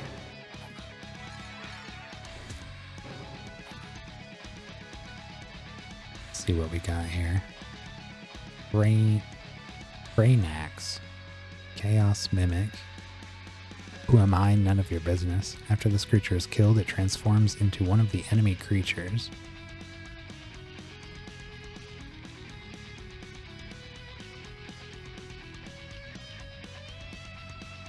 Okay.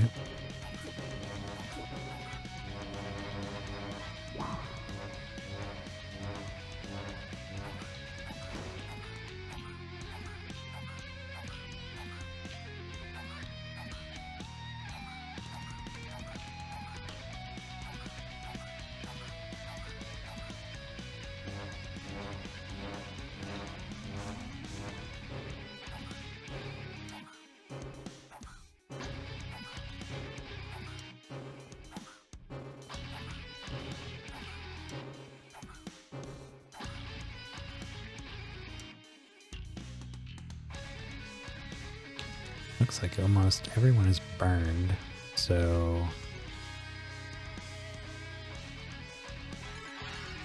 let's break out this guy again. Don't get to use this one very often.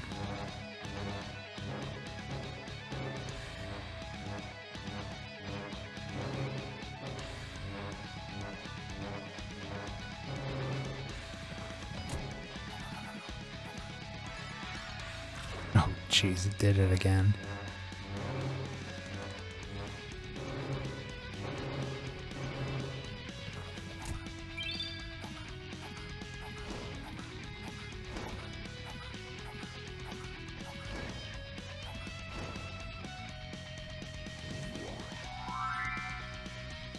He's back.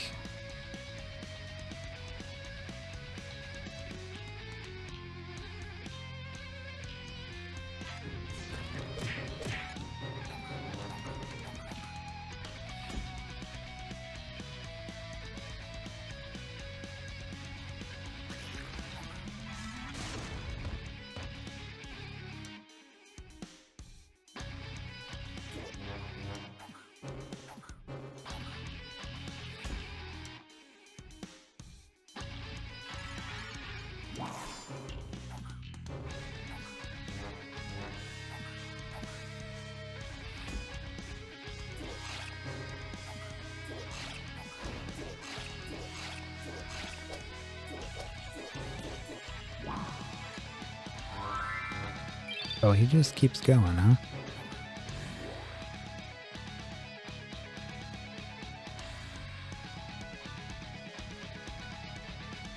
Does he go through everybody?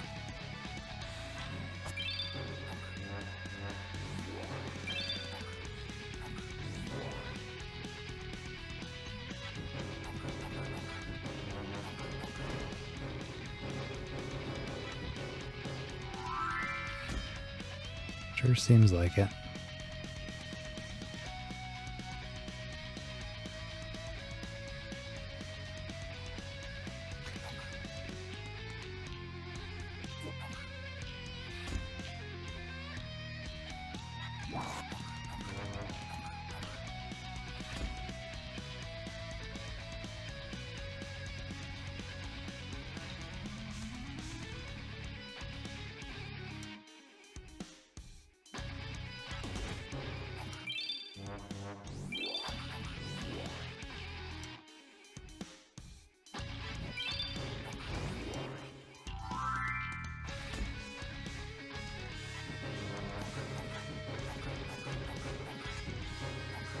Wow.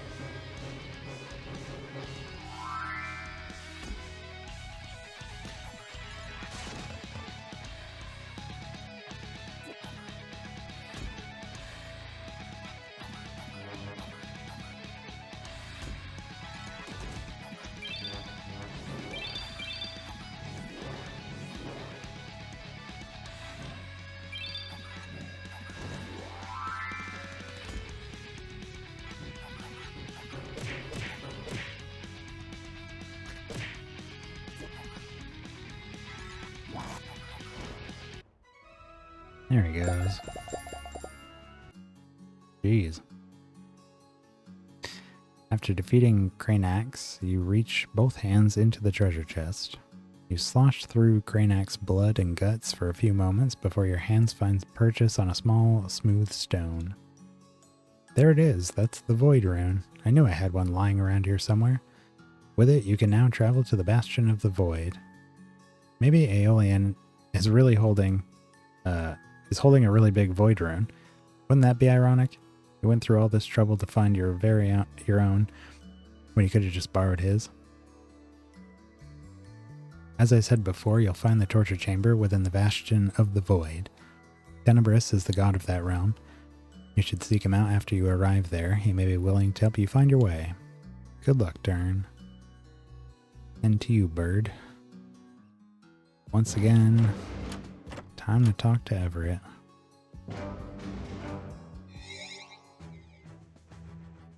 I'm pleased to see that you've returned safely as always, Dern. Did you manage to find the location of the torture chamber? Oh, before you rush off to your untimely death, hear me out. I've added a new project to my list that will allow you to unlock a battle arena for our kingdom. I hope you like it.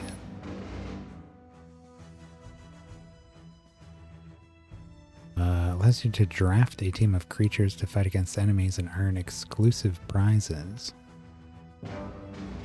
Wait, did I say blood, sweat, and tears? Okay. How are we doing on our projects? I just need a tiny bit more arcane dust. Bit more arcane dust and the blood pact. Arcane dust. Need a lot for this.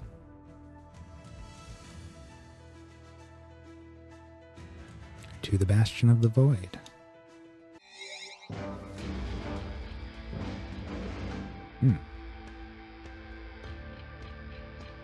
You commune with the altar. Hello, Tern. I've been expecting you. Why is it that some gods always expect your arrival and know what your intentions are, while others are surprised to see you? Maybe those in the latter group are just playing dumb. As you know, the torture chamber is located deep within my realm. I can guide you there. It's not far away. Finally, something might actually go your way for once. There's just one problem, however. Of course there is. Tartarith is immortal. Even when you find him, you'll be unable to defeat him on your own. That's a pretty devastating problem, all things considered. Normally, I would refuse to intervene in such an affair. However, I know well that Tartarith is not himself right now and is under the influence of the ultimate nether orb. For that reason, I will help you fight him. We cannot destroy him, but we should at least be able to remove the orb's hold over his mind. But first, you must prove to me you are capable of harnessing my power for a noble cause. I sense great inner turmoil within you and your creatures. The stresses you've endured over these last several days have taken their toll on you. If left unchecked, this negativity will consume you. Meet me deeper within my realm, near the entrance of the torture chamber. I will test your resolve there. If you pass my trial, I will pledge my aid to your cause.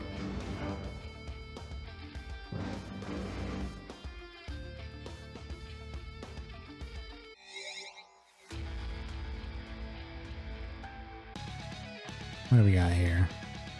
I don't know what that thing in the lower right is. Mythicant Solace?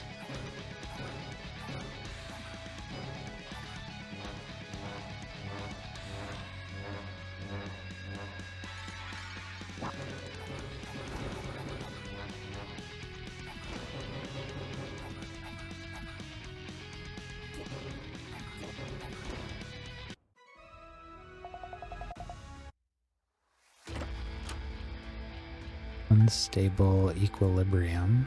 Creature's current health is set equal to that of the target.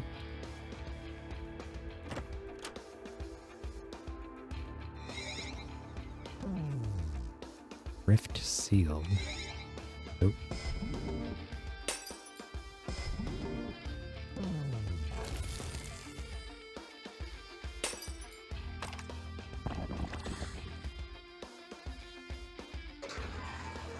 You approach the cage that appears to be crammed full of shadowy creatures. Unfortunately, shadows don't have mass, so they easily slip out of the cave and laugh at you menacingly. Void Lords?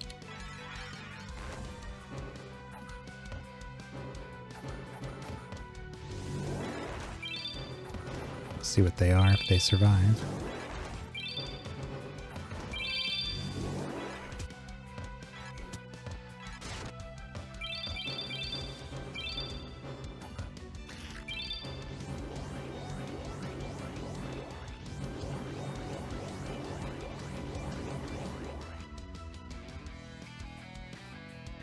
Feral Void Lord.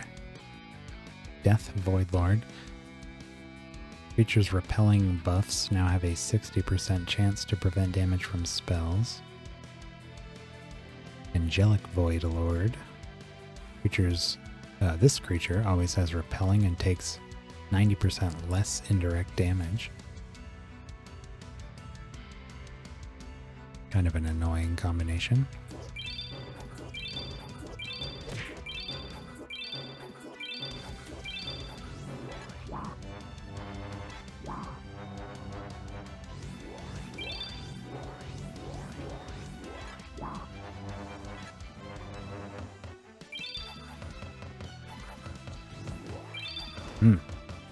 Unholy Knight is barely doing anything.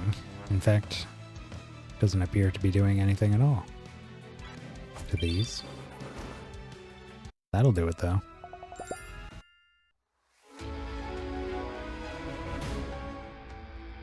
Chaos Rain. Caster casts one of the target spell gems.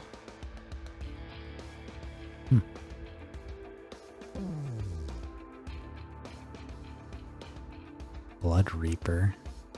After this creature attacks a creature with less than 35% health, it is killed, and your creatures recover 200% health.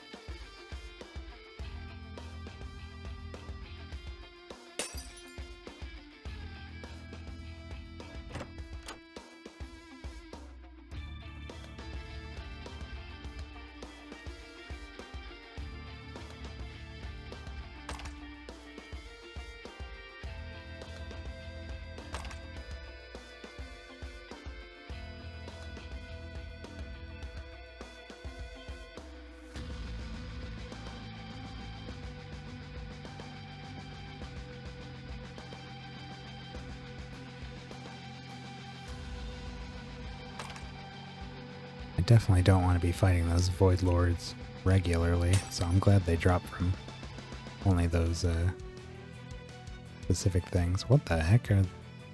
What is that? Carnage Antagonizer, maybe?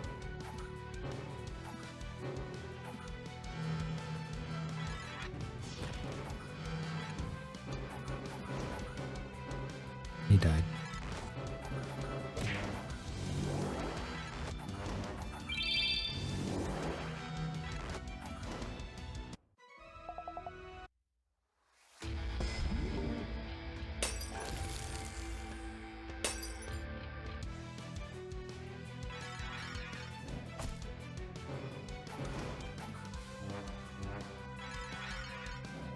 Rotten Carnage. There's a new shadow, and it died.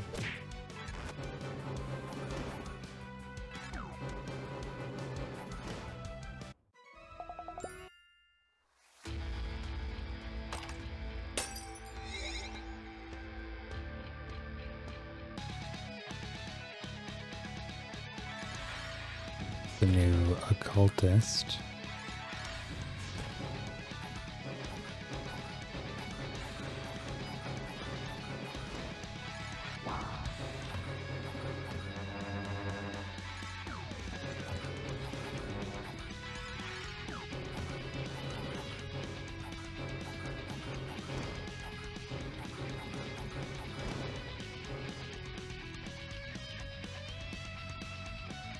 Fallen Carnage. Death Carnage. After this creature kills a creature, it recovers 100% health and takes another turn. Trait only allows the creature to take one additional turn at a time.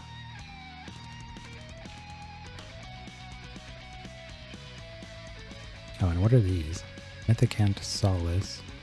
At the start of your creature's turn, they recover 15% for each Mythicant creature fighting on your side.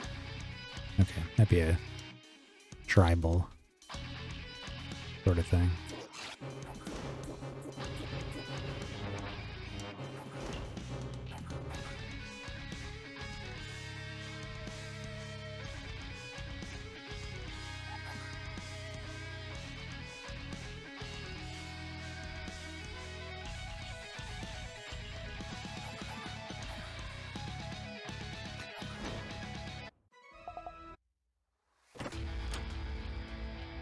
Psychic Rapture. Enemies take a small amount of damage, plus 10% more for each ethereal spell gem the caster has, up to 200%. Counter Spell. Target takes a small amount of damage. The amount of damage is increased 20% for each charge the spell gem is missing.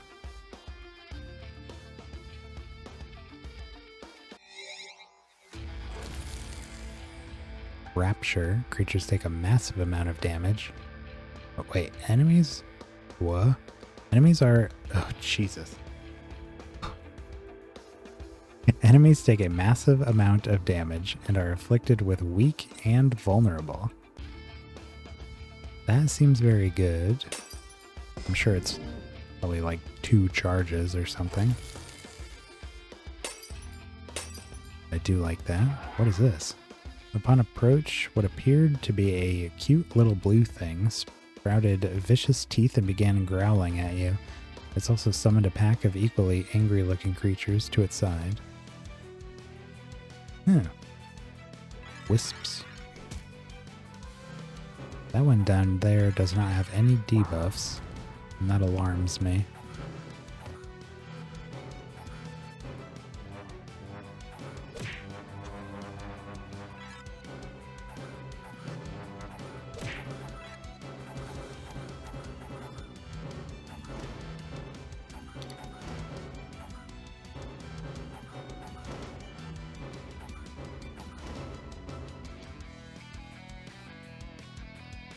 Creature is immune to debuffs and takes 50% less damage. After this creature takes damage, it's sent to the bottom of the timeline.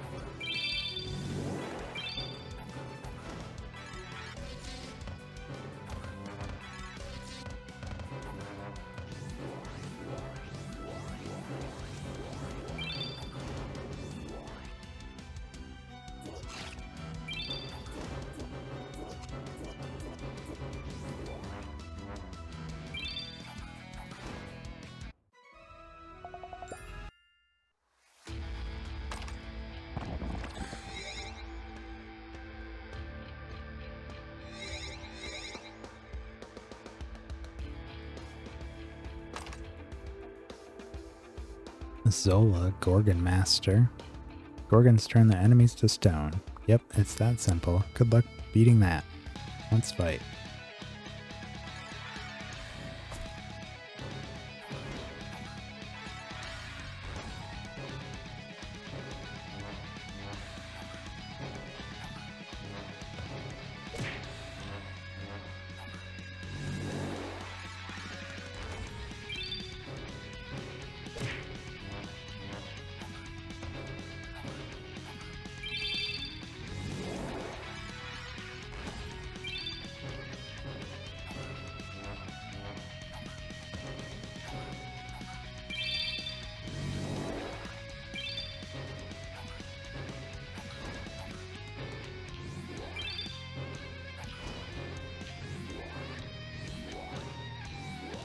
All of this is just the Bassa leech.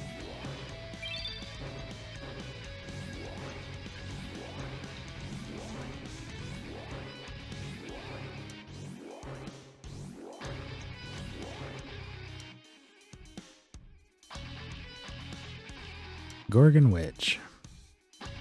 Sealed Fate. When this creature casts a single target spell on an enemy, it deals 50% more damage and afflicts the target with stone. I got bad news about that, buddy. Not gonna get to do that at all. Gorgon Mastery is now 1. Sigil of the Gorgon. Gorgons deal 30% more damage to enemies with stone for each Gorgon fighting on your side.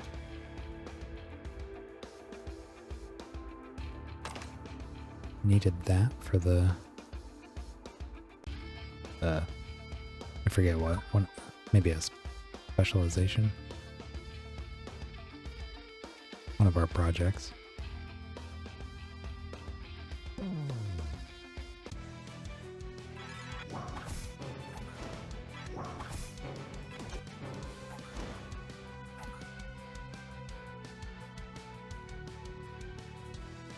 Mythicant Kalti. At the start of battle, your creatures gain a spell gem for each Mythicant creature fighting on your side. Disciple Occultist. After an enemy casts a spell, that spell gem is sealed.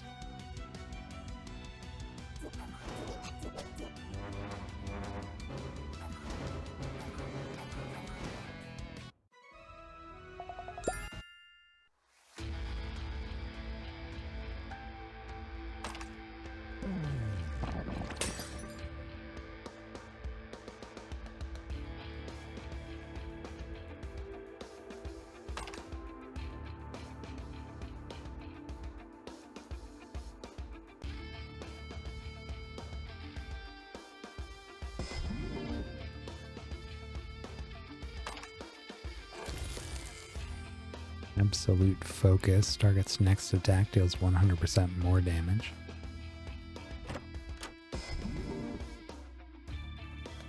Germ the Worm. Well met. I hope this day finds you well. You look like you could use a bit of help on your journey. Take these items. I'm sure you'll find them useful.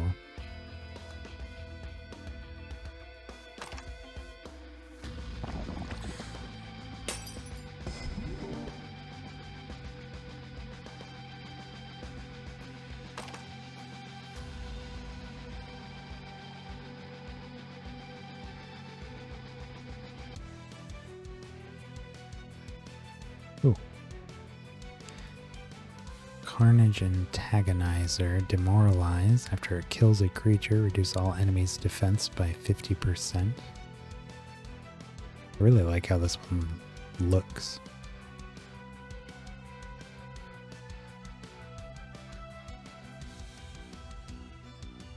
Look like old school Yu-Gi-Oh! Monsters.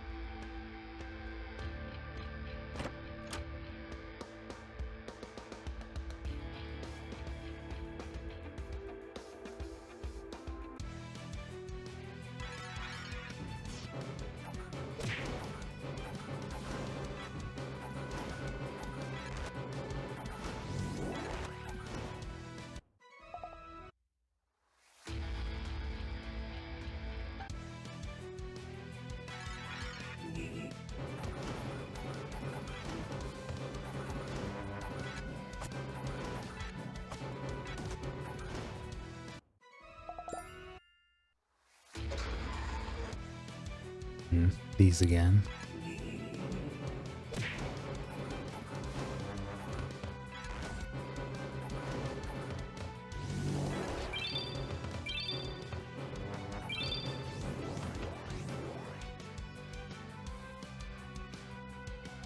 Empiric Void Lord. After your creatures take damage from a spell, they gain repelling. These guys are the opposite of what I like. Repelling is annoying. 90% less indirect damage is also obnoxious.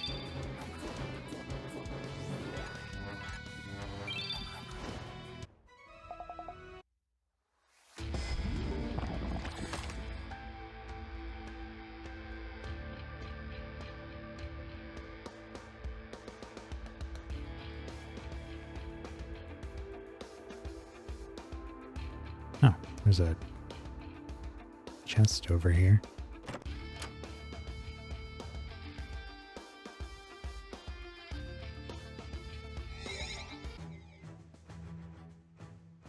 I got our Goblet of Trials tier 2. You're now able to fill the Goblet of Trials requirements with 2 specializations instead of 1. Ah.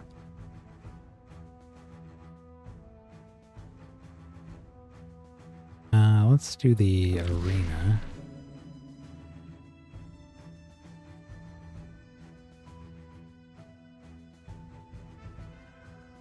Graveborn and Necromancer. Of course, it's not the one we have, but well.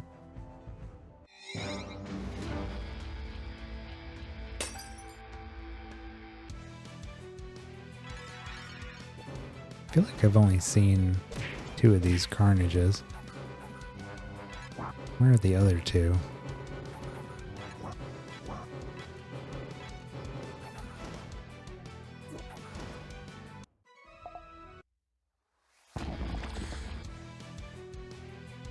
Not here. Shadow Wolf.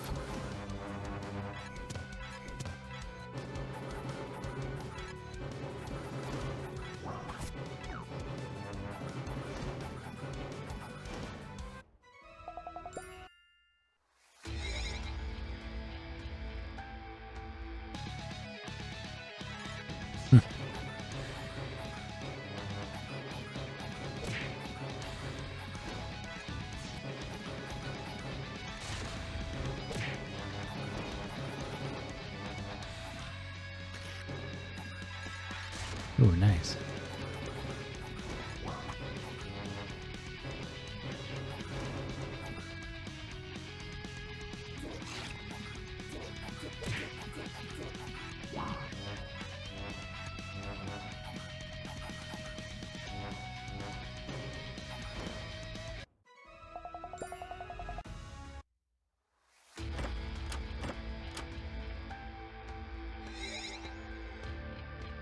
A lot going on here.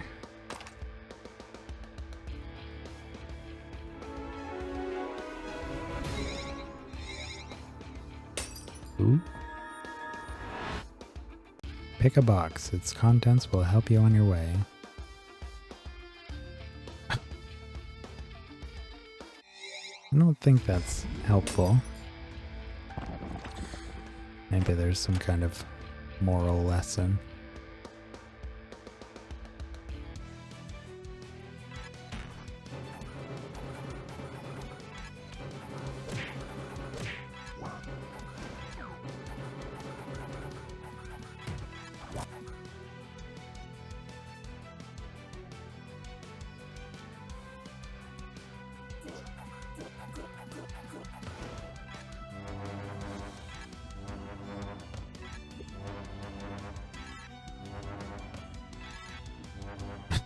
God. What, I get a affliction off of every attack there?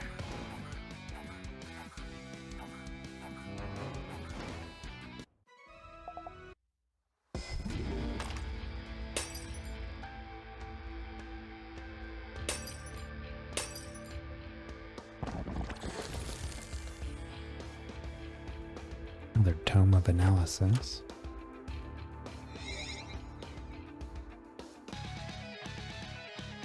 Still only 2 carnages.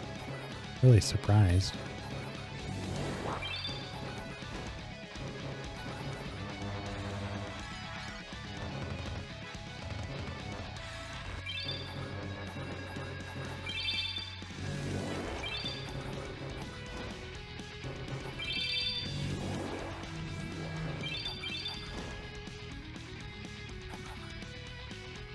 Stop it with the feared.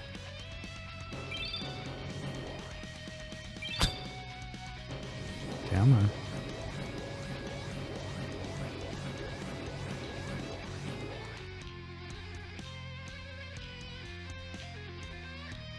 Creatures have 3% more stats for each mythicant.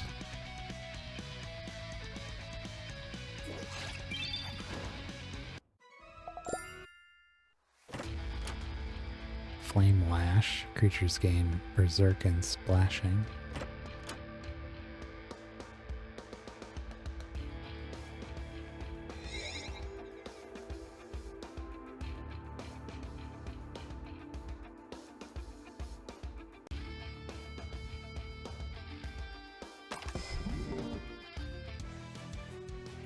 Well, there's another Carnage, and it died. Saw that it was a Carnage, though. Oh. Can look at the Shadow. Shadow Wolf. At the start of an enemy's turn, they have a 20% chance to be sent to the bottom of the timeline if they have feared.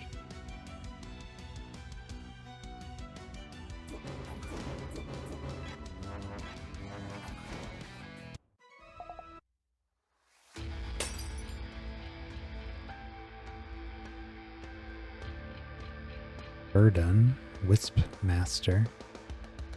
Wisps are some of the most powerful creatures in Rhodia, but admittedly they have one glaring weakness. They can be disrupted very, very easily. Even so, if you don't manage to interrupt my wisps in time, they'll make quick work of your creatures. Let me show you.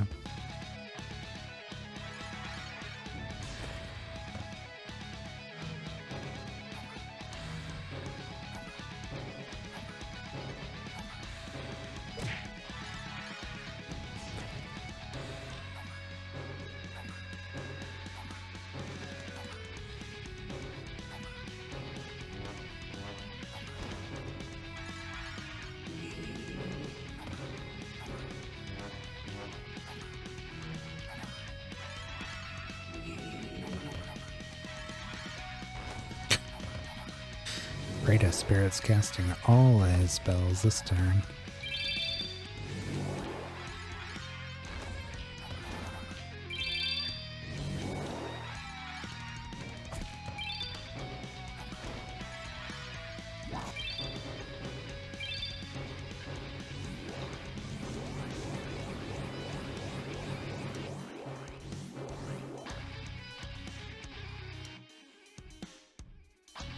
Wisp Seer. At the start of this creature's turn, a creature's gain 3 random debuffs.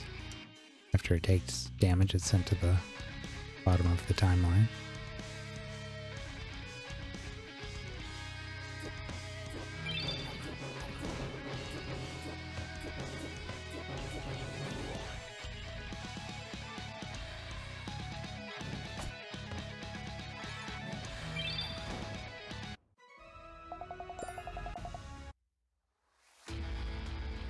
Mastery 1, Sigil of the Wisp. If all creatures in your party are wisps, they have a 25% chance to avoid damage and gain shelled at the start of their turns.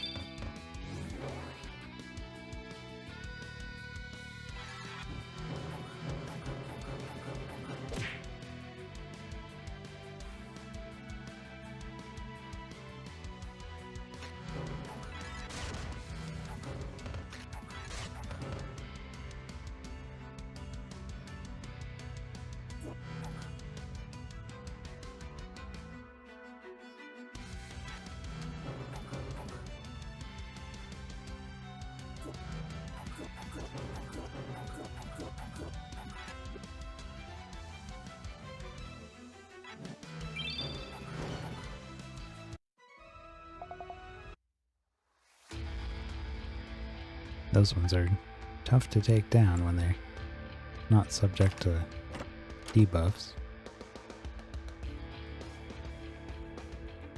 Kind of our whole thing.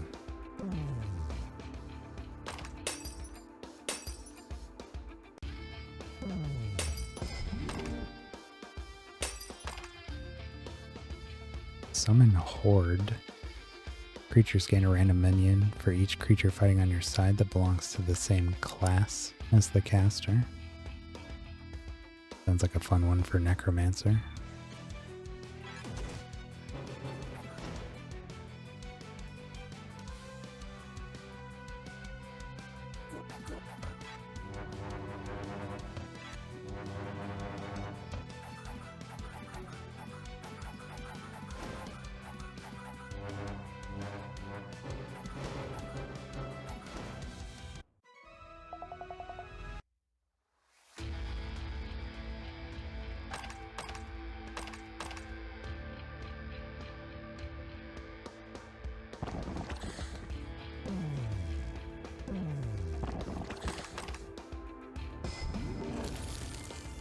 Oops.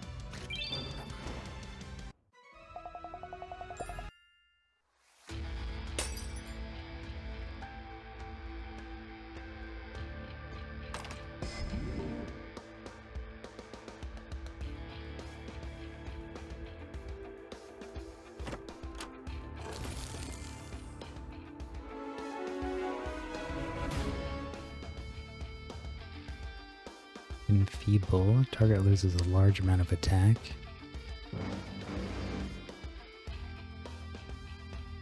Got our Demonologist and Pyromancer ready to go. Oh my god. It's 5 angelic Void Lords. Yuck.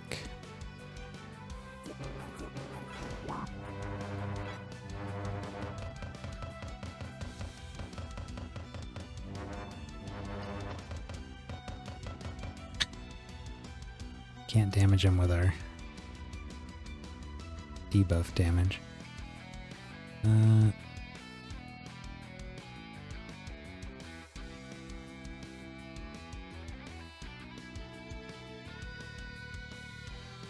Creature always has repelling. Dang. I would use arbitration and rip their debuffs off, but they'll just get it right back.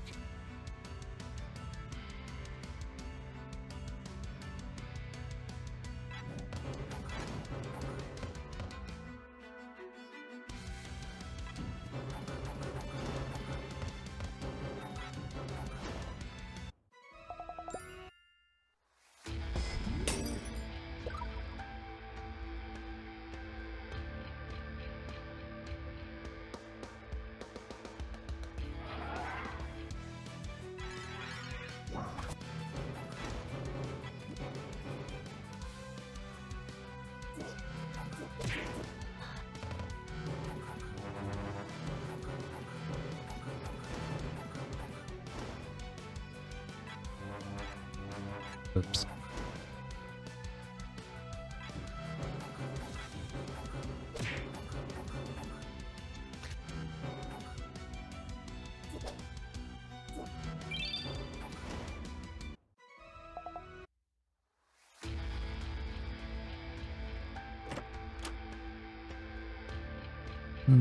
Okay.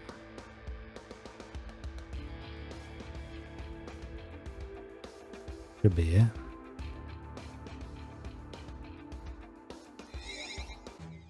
Can turn in our Demonologist and Pyromancer. Start the Tier 3 Goblet. And what else?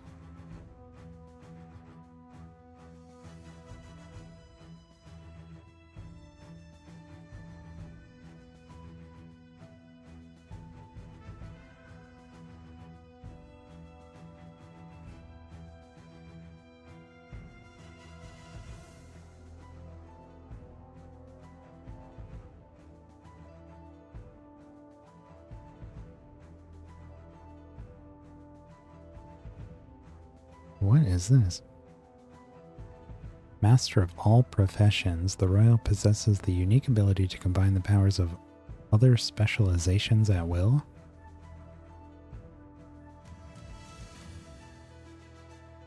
It's too advanced for us to handle. We have to unlock all the other ones first. Okay. Maybe that's the equivalent of multi-classing, which is something I was hoping would be a thing. Get the animator. Sounded interesting.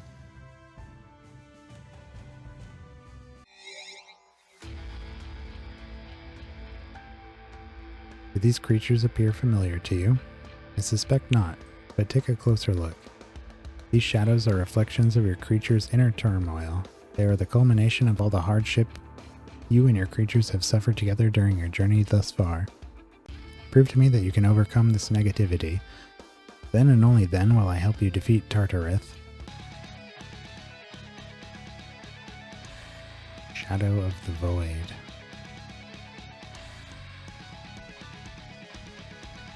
Didn't get any spells. At the start of an enemy's turn, they have a 20% chance to be sent to the bottom of the timeline if they have feared. Enemies with feared deal 60% less damage with attacks. Start of the battle afflicts 3 random enemies with feared. After enemies with feared are prevented from gaining stats, this creature gains those stats instead. Creature's attacks deal 75% more damage and afflict feared. After your other creatures deal damage during their turn, this creature deals the same amount of damage to a random enemy.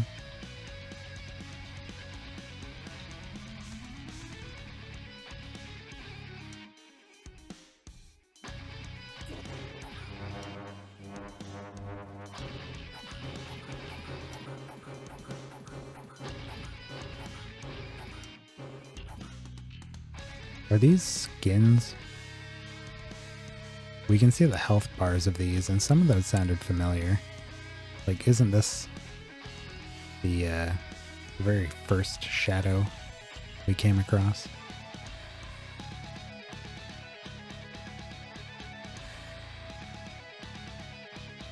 This must be skins.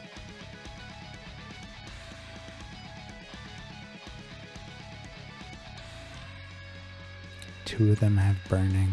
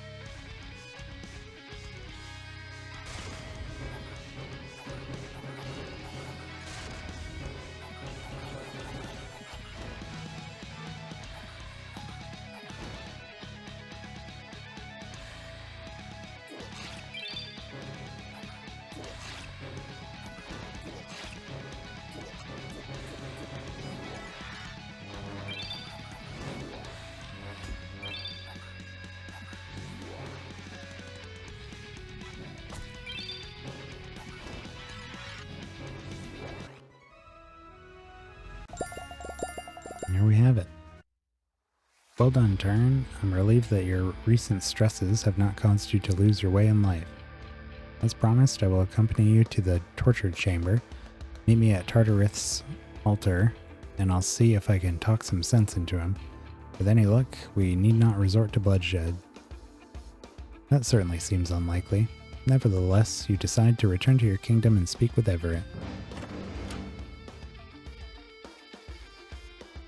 Ignis Fatus. Target takes a moderate amount of damage, plus 25% more for each ethereal spell gem it has.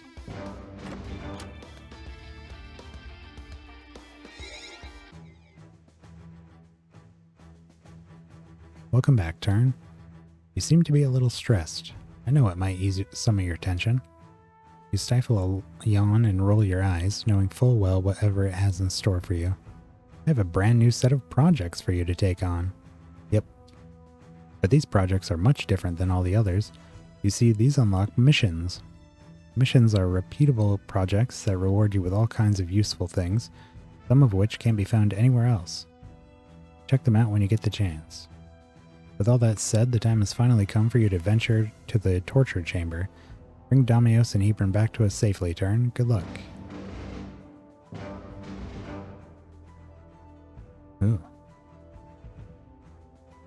Assassination allows you to take on assassination missions. These are repeatable projects that reward you with trait materials from the creature of your choice. You can only assassinate creatures that you have a rank S knowledge about. Repeatable missions that reward you with spell gem crafting materials. Artifact crafting, knowledge about the creature of your choice, reward you with favor with the god of your choice,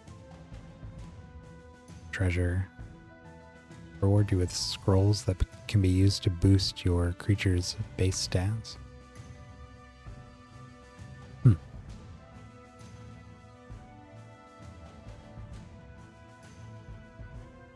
Alright, well, let's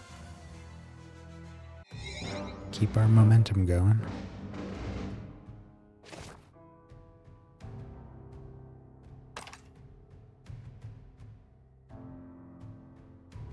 You commune with Tartarith's altar, which really doesn't make a lot of sense considering he's the bad guy right now. Come forward. Die. Why would you do that, Turn? I told you to meet me at Tartarith's altar, not to let him know that you're here in his realm. Anyway, I can sense that the realm is corrupted beyond measure. It's obvious that Tartarith has been under the ultimate nether orb's control for quite some time now. Rip you to pieces, sew pieces back together.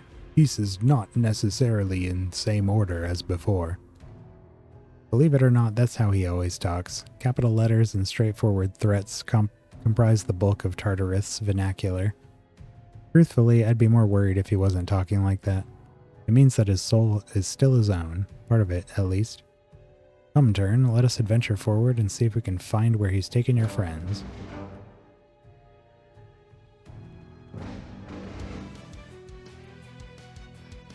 Well, it's good just to see that the Carnages are still here. Minotaurs or something? Yep.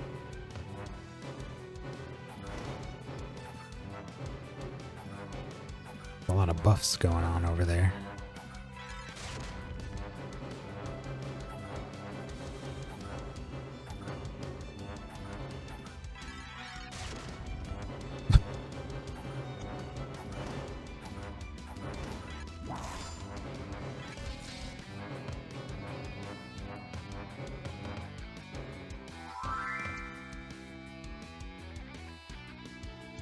Minotaur Earthshaker. Chaos Minotaur. After this creature is attacked, it deals 50% of the damage taken to all enemies.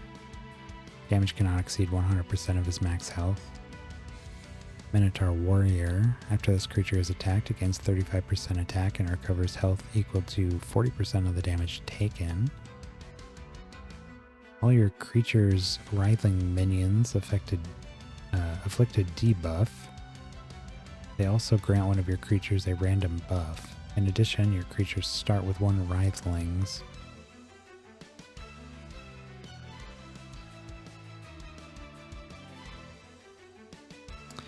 Gonna have to look those up. Oh wait, actually, can't I?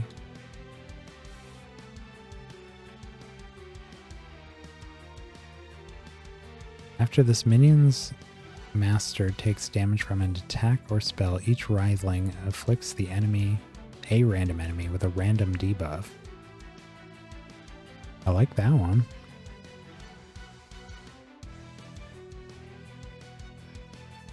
Finally, a minion that I actually like, for our current party at least.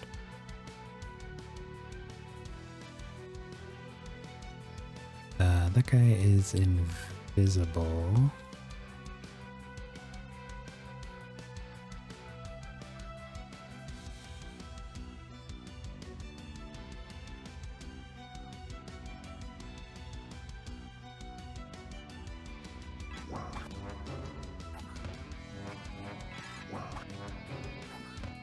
What?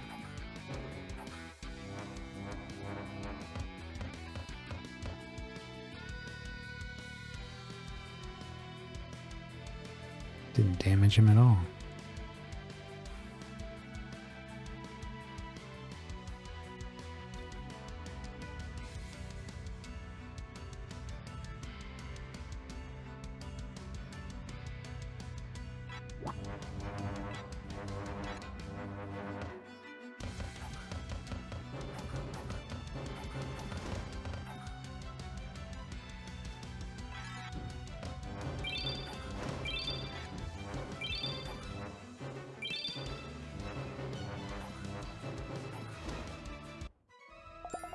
Ooh. That was kind of tough.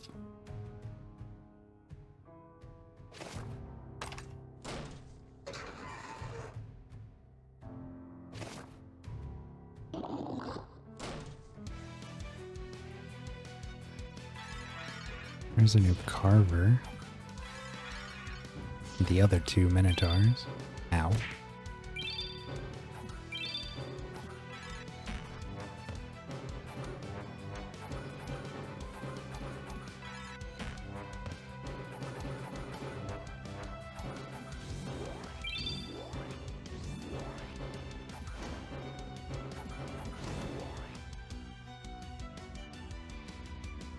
Skull Crusher. After this creature attacks, it recovers 30% health. In addition, this creature receives 5% more healing from all sources for every 1% of health missing. Carver Sadist. After this creature defends, it attacks enemy creatures at random for 50% normal damage, 3 to 5 times.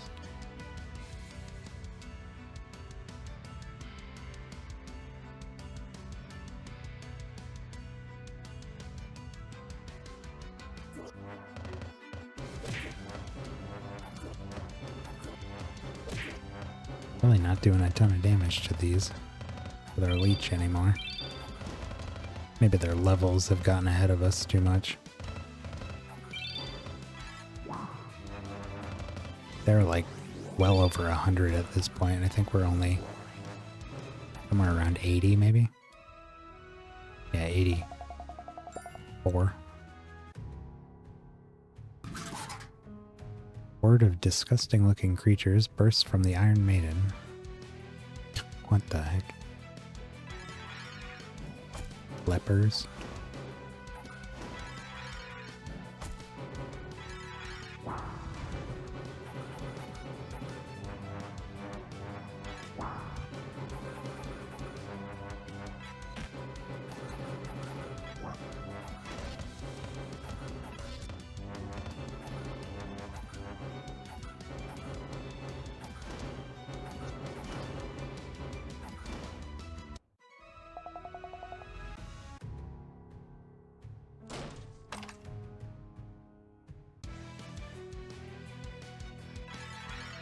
There's another Carnage. I think we might have seen that one very briefly once.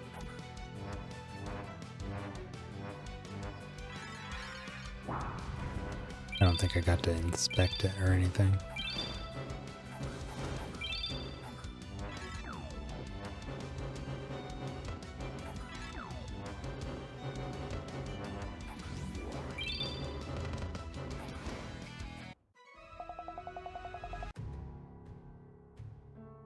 Void Flare. If the target has been resurrected in the current battle, it is killed.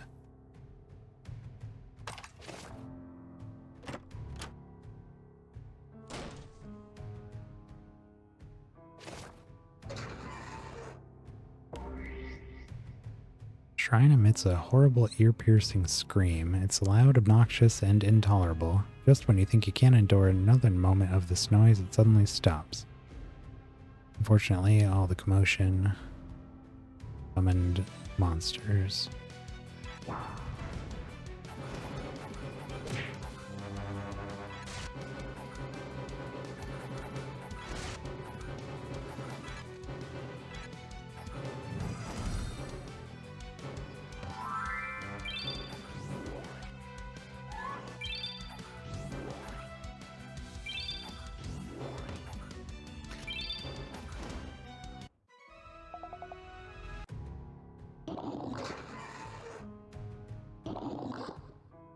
The souls of the fallen creatures swarm around you before congealing into their original forms.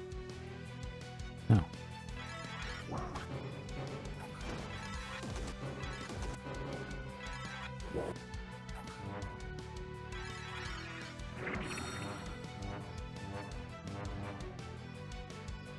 Wow. Fast enough that they went before one of us. Battle Master. While this creature is below 50% health, it's immune to debuffs and takes 50% less damage. Ew.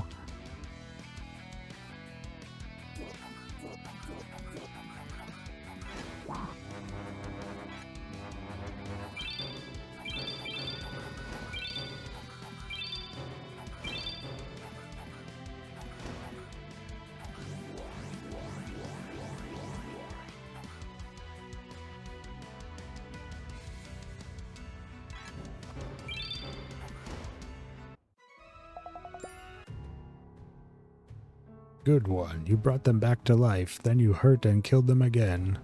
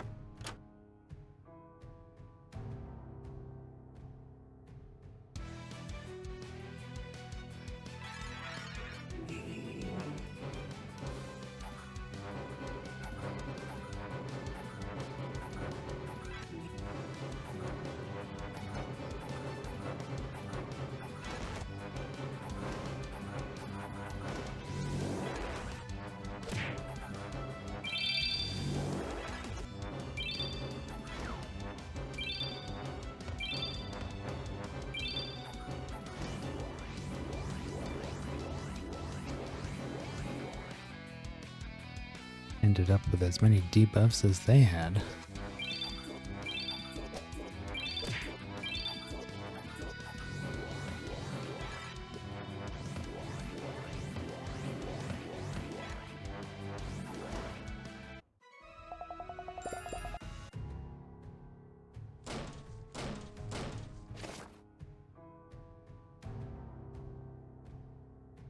Dice, Carver Master. Carvers are all about the stab, stab, stab. They don't care much about who they hurt either. Even their own friends are prone to lose some blood every now and again. Anyway, let's have ourselves a duel, shall we? Wow. I was expecting a bit more variety, but okay. Carver Heart Seeker, that one's new.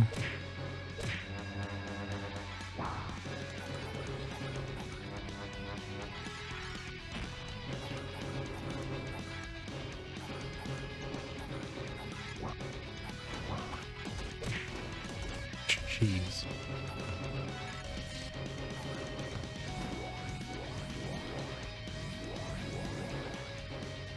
That was a lot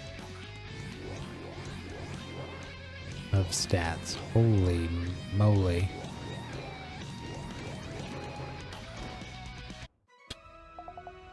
And he died.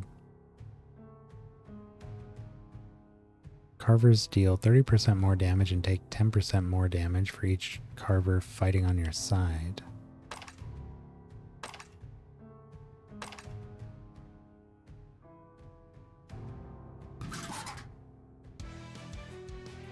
These things again.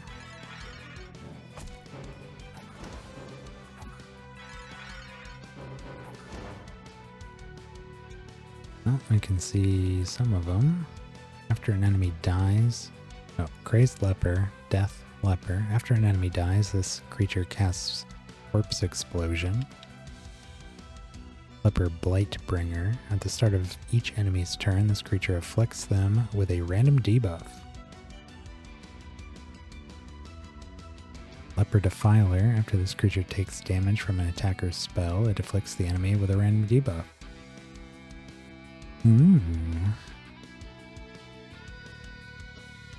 Tasty.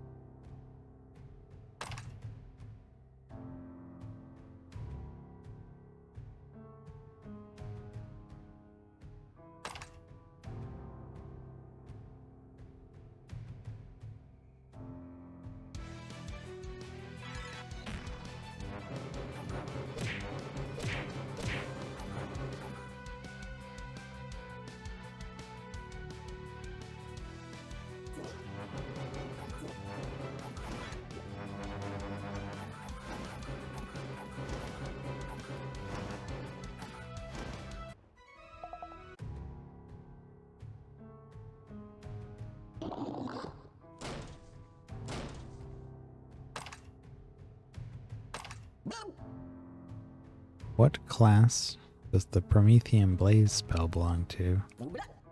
That'd be Chaos.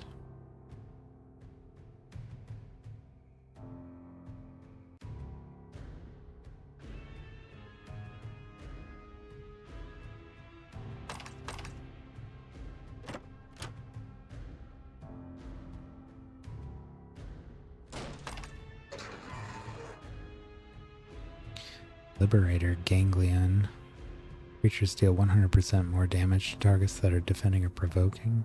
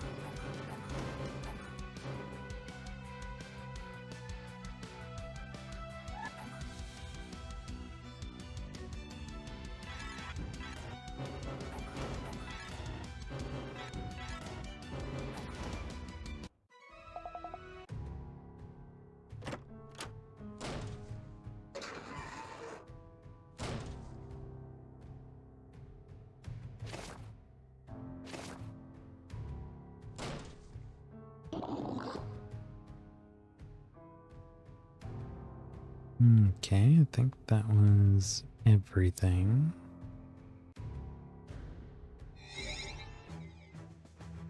Let's try to get through the boss battle here before we wrap up, well, wind down, I guess, for the night.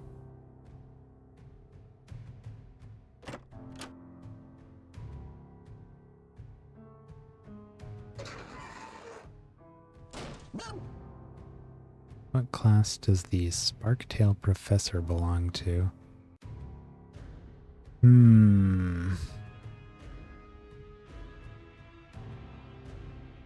I don't think it was nature or death. I think it was life or sorcery. I would guess sorcery? Nice.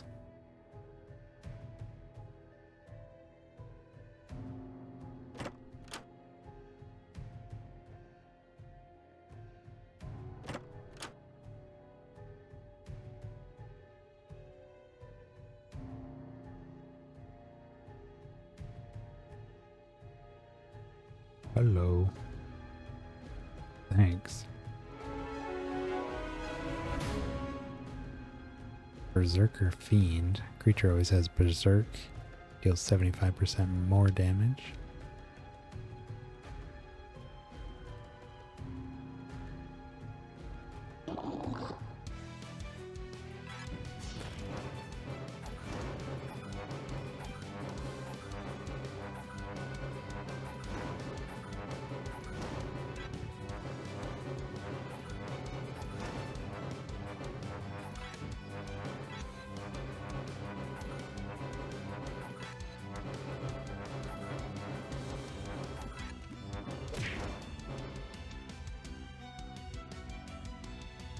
Yuck.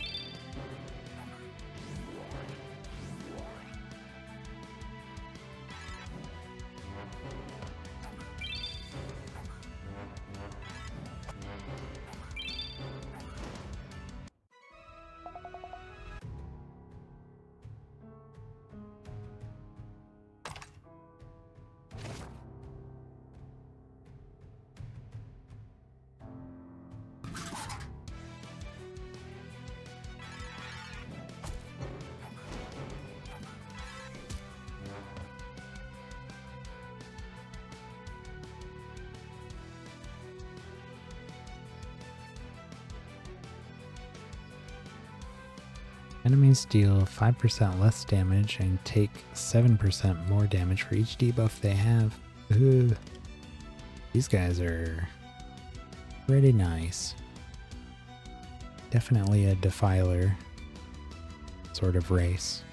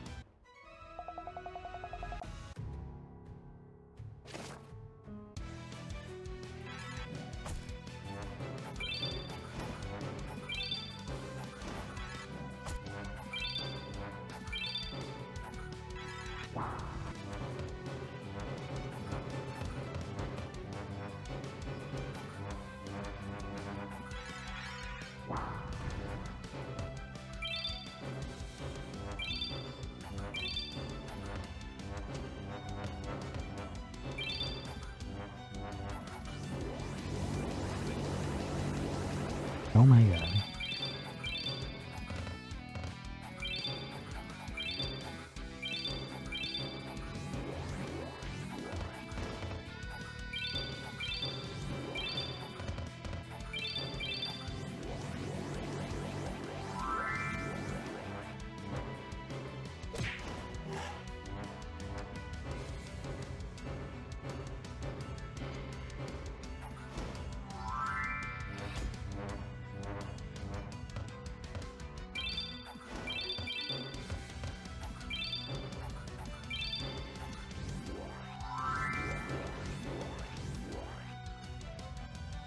Wow. Started disassociating there. So much just happened. Oh.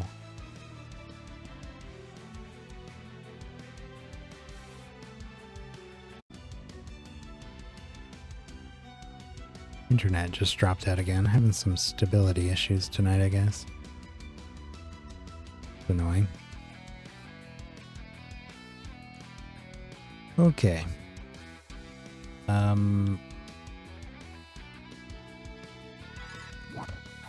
Really need you to die. Doesn't seem to be ever taking damage, though. Why doesn't he take damage?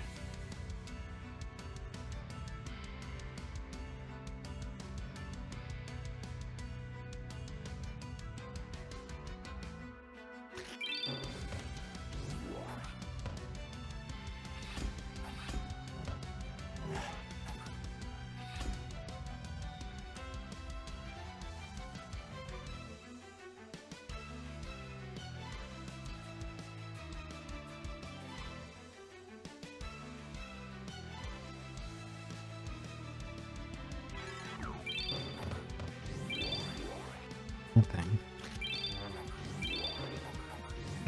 Just okay. He's finally dead.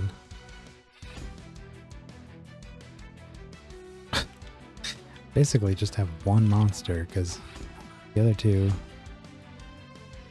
will never wake up or unfreeze. It's literally just this guy. Oh, finally.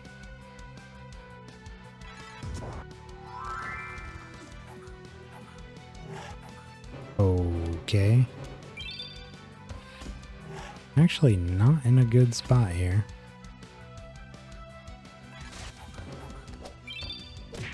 Wow. We just lost. That's a first.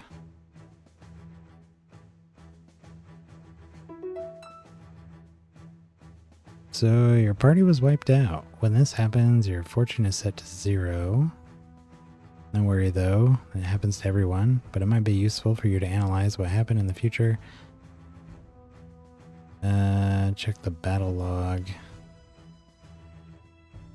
think it was just those minions. Really, really punished us for doing anything.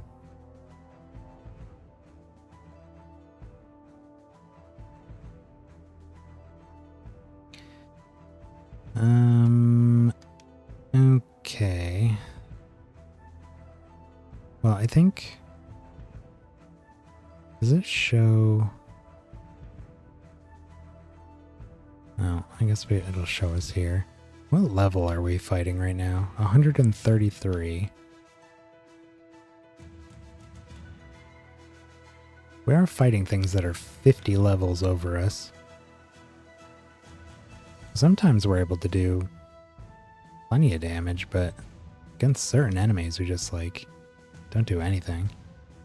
I've been noticing the Leech Invader has not been keeping up with his damage.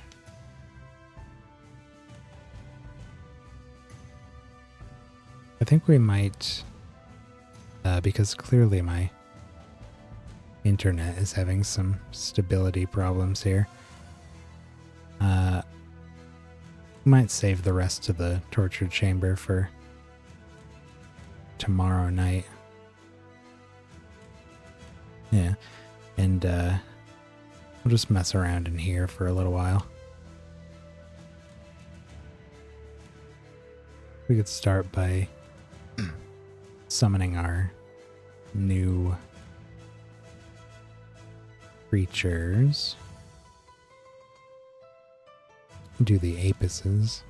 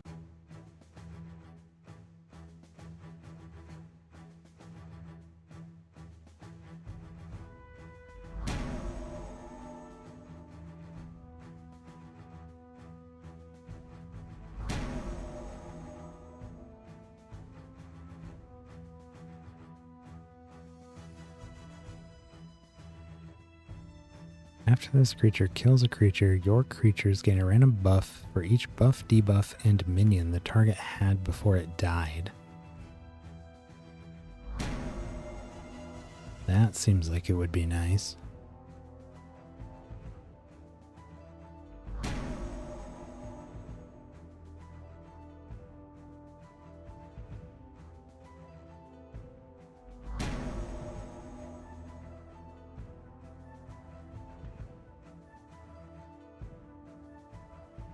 Oh yeah, I did go back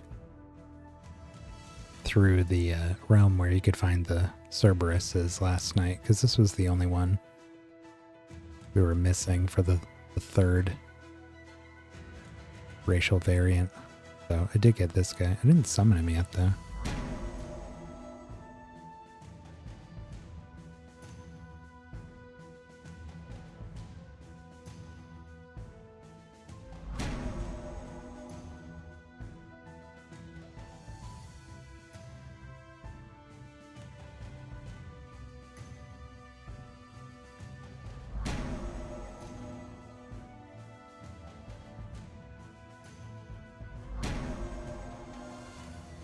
I wonder what the deal is with exotics.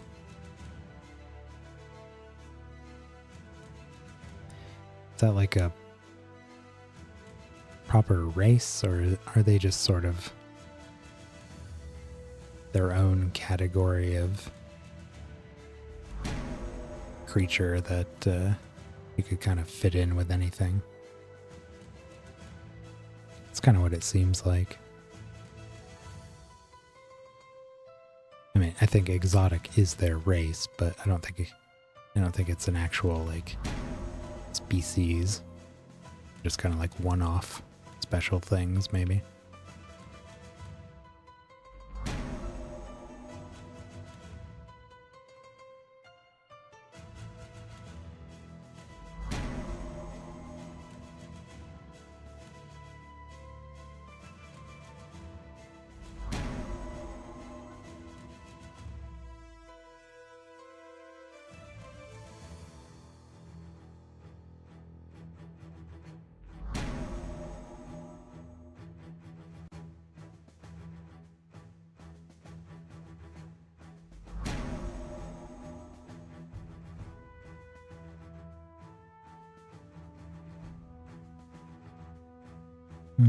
These guys.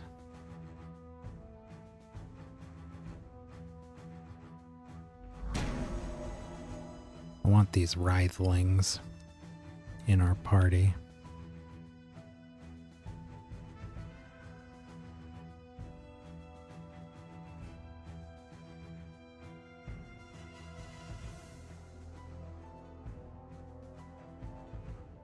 Got all the lepers here.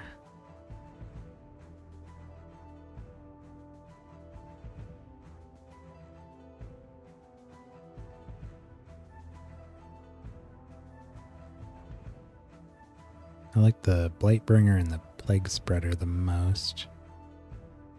I don't know what Corpse Explosion does. That could be good.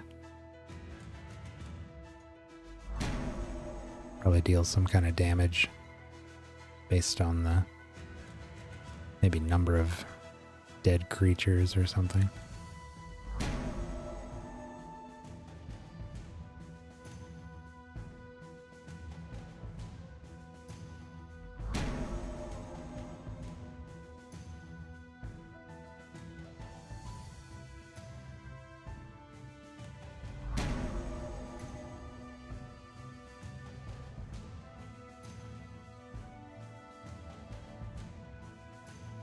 Manticores.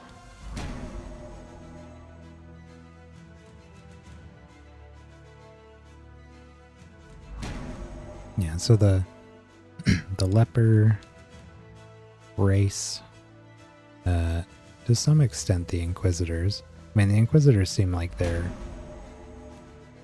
a minion-oriented race. I just want that specific Inquisitor because the minion that he summons seems useful in our party. But the Lepers seem like they're pretty good for what we do as well. They're just debuff oriented.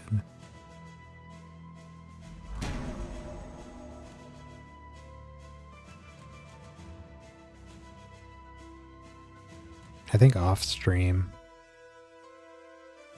maybe tonight, but maybe tomorrow,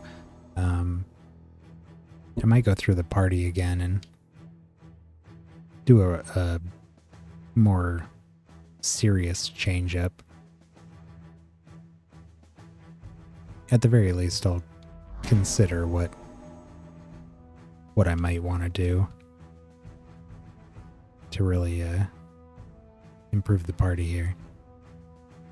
I have not noticed any of our barrier stuff making any kind of difference, so I'd really like to remove at least that entire component from the team.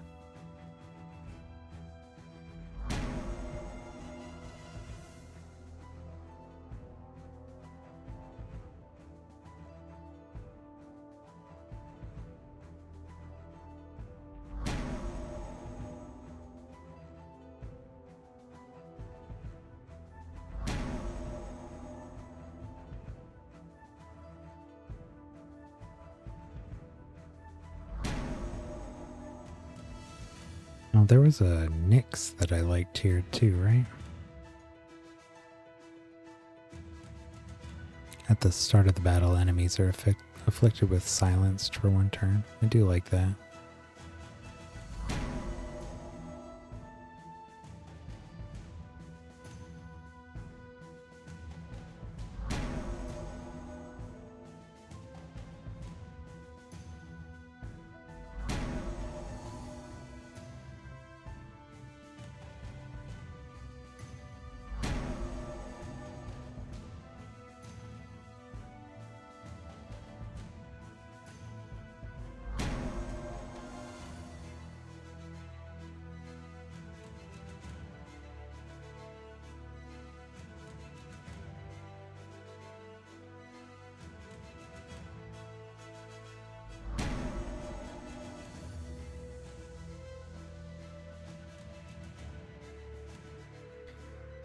Phoenixes. A lot of stuff about resurrection here, but none of their abilities seem to actually resurrect anything. They're just synergies with the resurrection.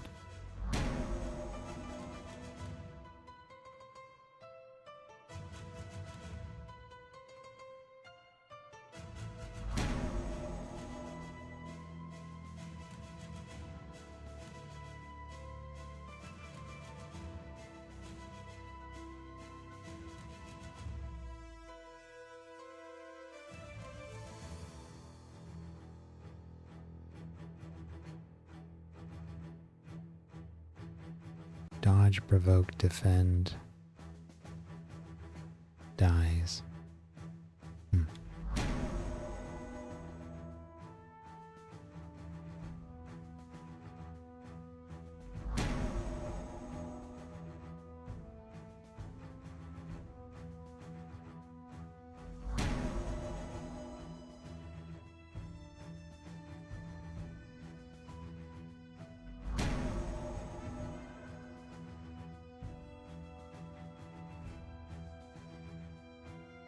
Void Lords.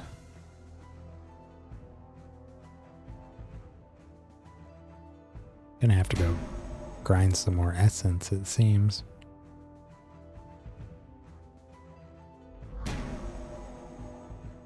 Definitely not gonna have enough for the fusions.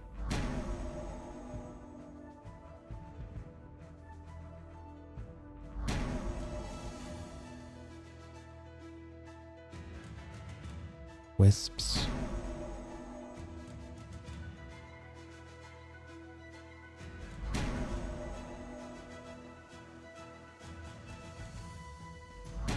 Part of the reason I summon all of the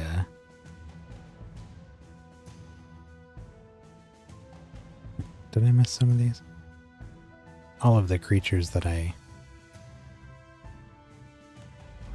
haven't summoned yet is because I want to have one available in the menagerie for each of these.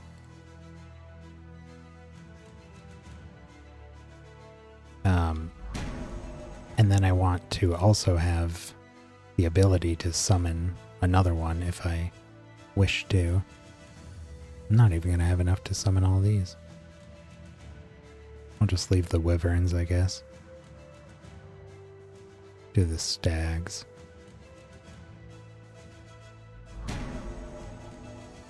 Yeah, so that way, if I want to use one of these from the menagerie, but maybe I want to make 2 of them or something, and try them out. That way I can at least fuse one, and then if I need to, I can just immediately summon another. Yeah, ran out of essence right before we finished. Gonna have to go grind some more.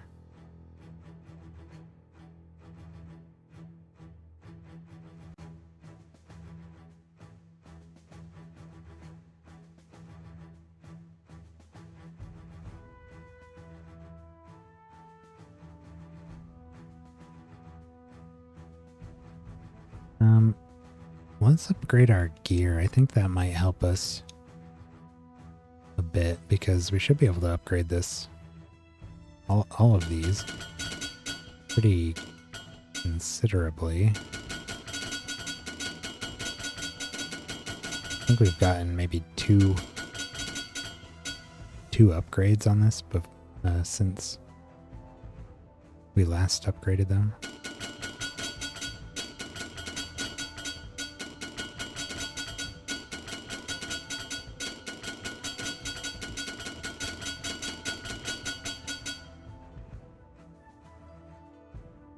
It's a pretty big upgrade. Stat slot. Yeah, a whole new stat slot here.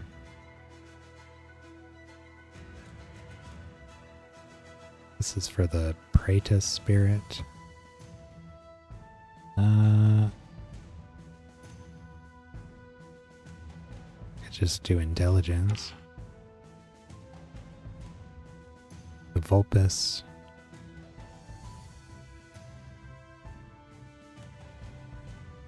Do intelligence and speed again. The Amphlobotomist.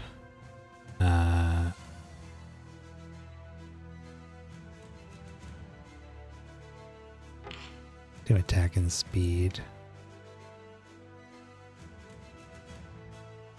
The Invader, I really just want straight attack on.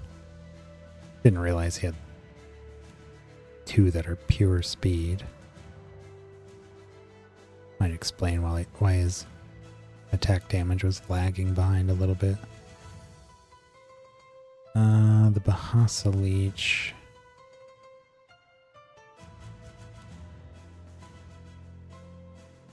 Do another intelligence.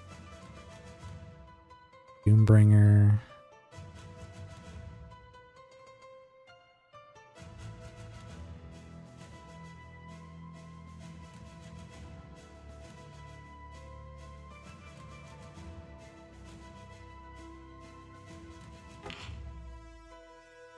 Doing kind of a weird mix on him. Attack, intelligence, and defense.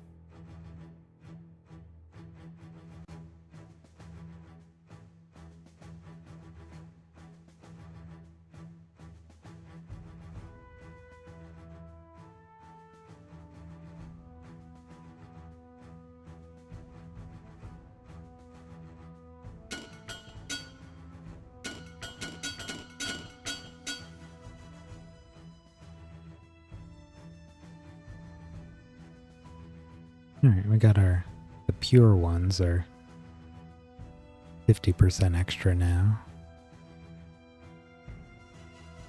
The splits are 31.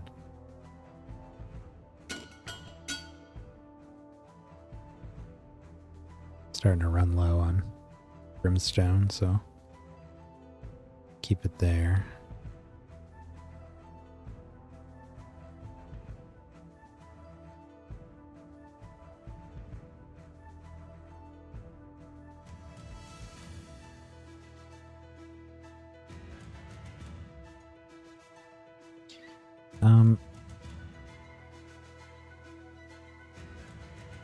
I think we'll run through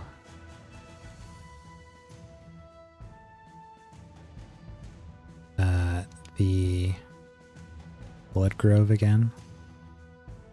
I just want to get some materials now.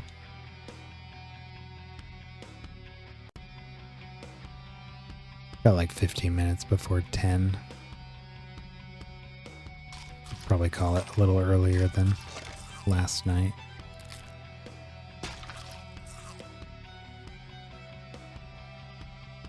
If I wasn't having some unpredictable internet behavior. Need to keep going. There's a new Vulpes and a new Hound.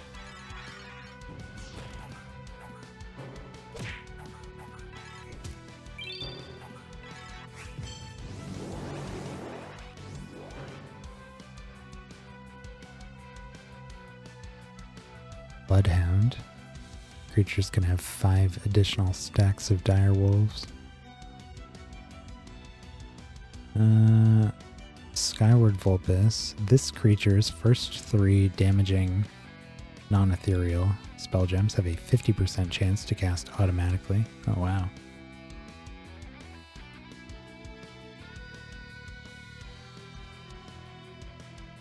No. It's invisible, so we can't kill it.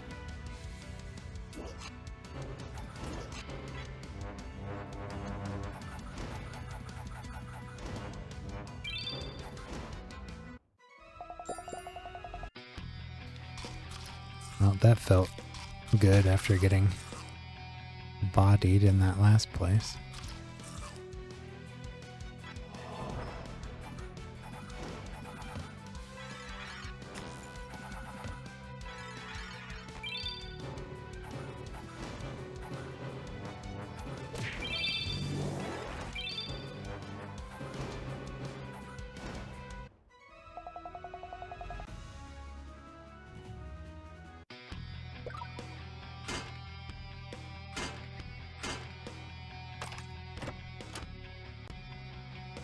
Durable scales. The start of the battle effects are determined. 40% of this creature's defense is added to other creatures. Engorge. Target gains a massive amount of max health and loses a massive amount of defense and speed.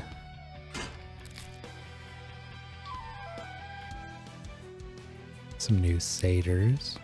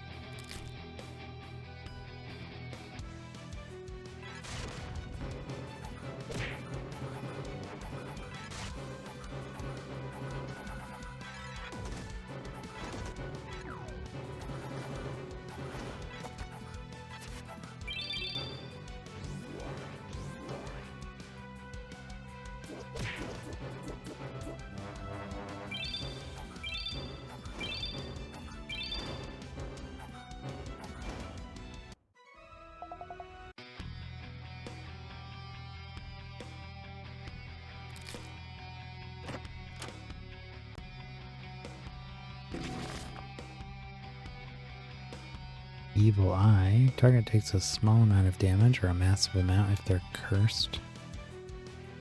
There's a new int. Efflorescent int.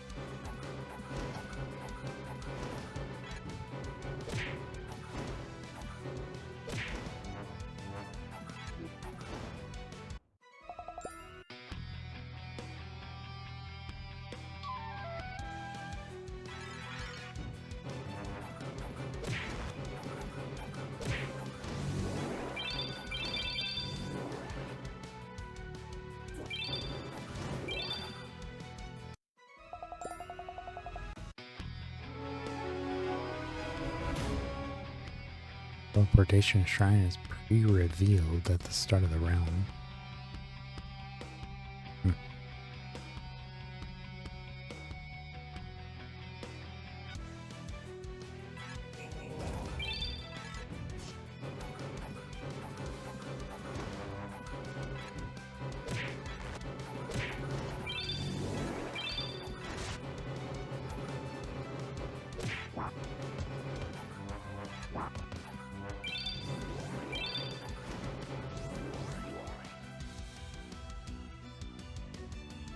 Black Lotus. Creatures take 40% less damage while they have mending. Ooh.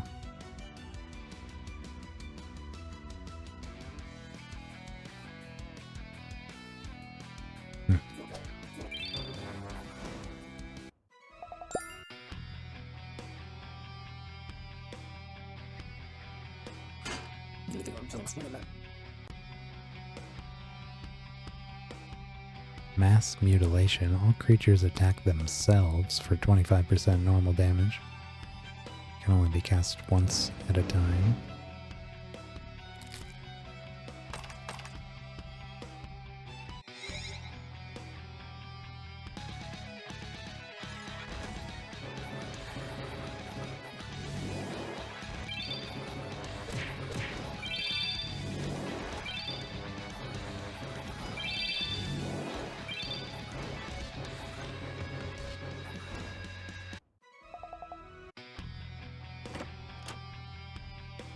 Failed Experiment. Enemies take a small amount of damage or massive if they are afflicted with vulnerable.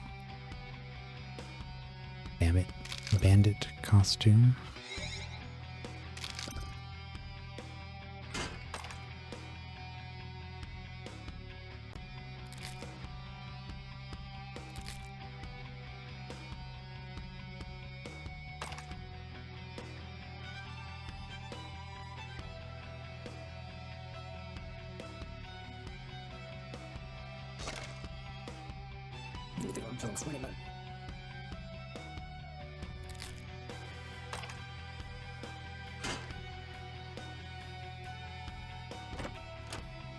Inoculate. Target is healed for a massive amount of health and is afflicted with poisoned.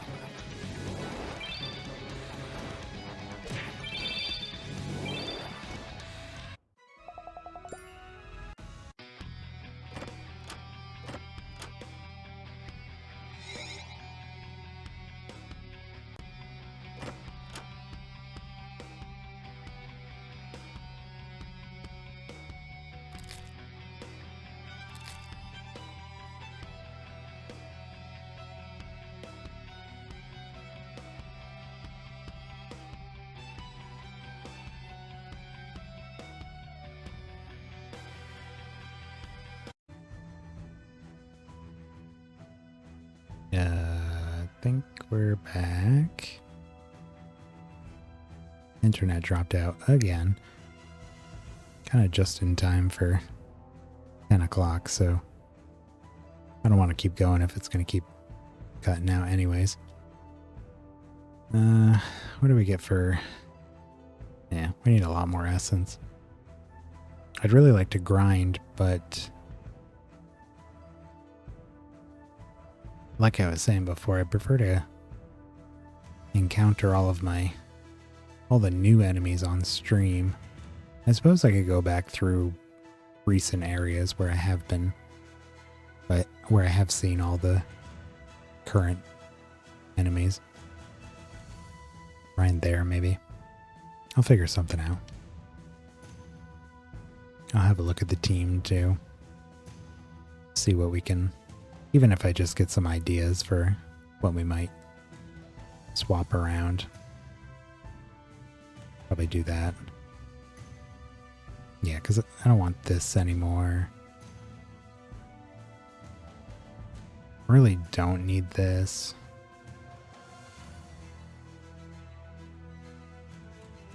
Those are fine.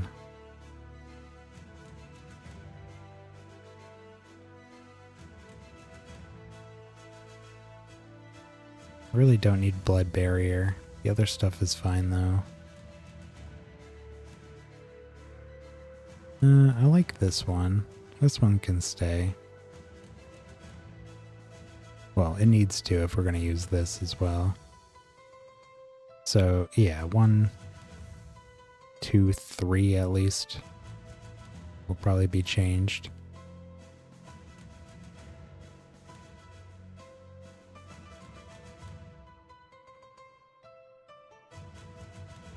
I'll look into what we might add to that.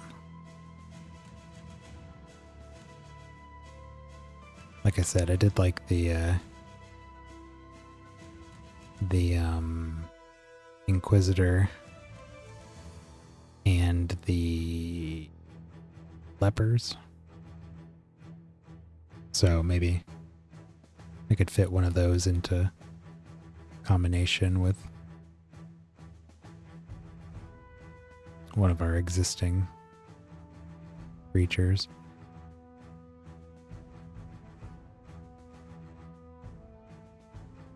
Writhlings.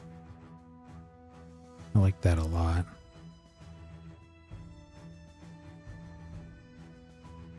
Couple lepers. I mean, we are looking to drop 3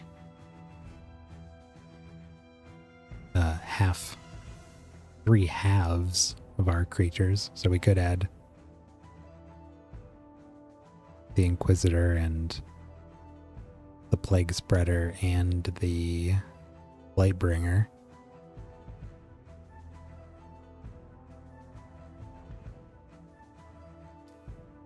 That's probably what I'll look into. I'll look at what else we can do as well, but yeah, this is what we'll finish up with. Let's summon the last of our... Well, no, let's not do that. We got some new monsters as well, so we're still not going to be able to summon everything. But let's do perks. 290. This should help our power as well. I'm going to avoid any of the stat boosting and reduction perks until much later on.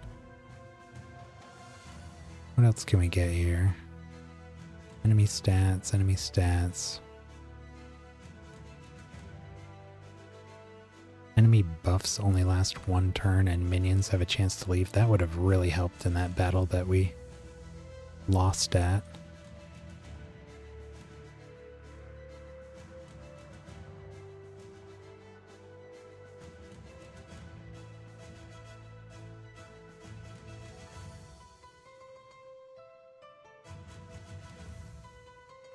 Do that.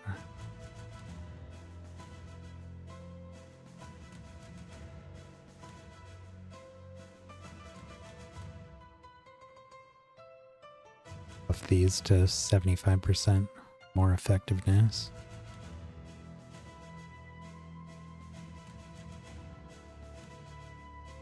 Uh,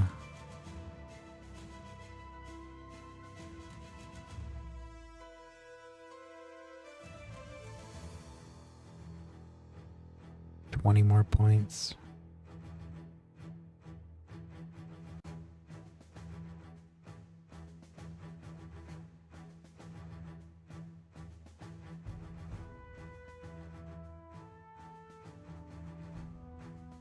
Max out the defense one and the health one. We can do the other 3 next time.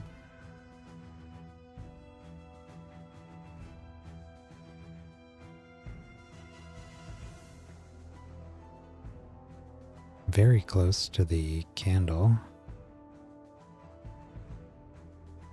Arena's got a little ways to go. Goblet is kind of just starting out. And yeah, this one's got a ways as well. Still only have 1 card, which is pretty surprising to me, considering how many monsters are in this game. Just the 1. But we got a bunch of masteries today. Well, 5.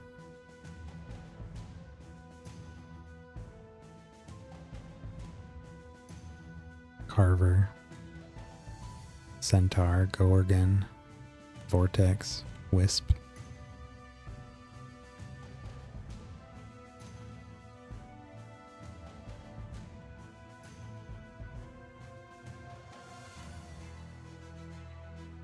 Yeah. Alright, well let's save up and we'll call it a night there. Hopefully I'll get those internet issues resolved. Usually it just takes turning off and unplugging my router and modem, and then it's good for a while. And usually I only have to do it maybe like a couple times a month. But it has been a while since I've done it, so hopefully that fixes it. We'll try to do a bit of a longer stream tomorrow.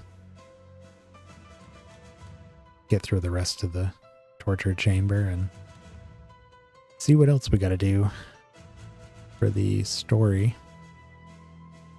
Seems like we've still got a bit of a ways to go. But we are unlocking a whole bunch of new stuff, so happy to see that. Alright, that's gonna be me for the night. Thanks for stopping by, and I'll see you next time. Bye.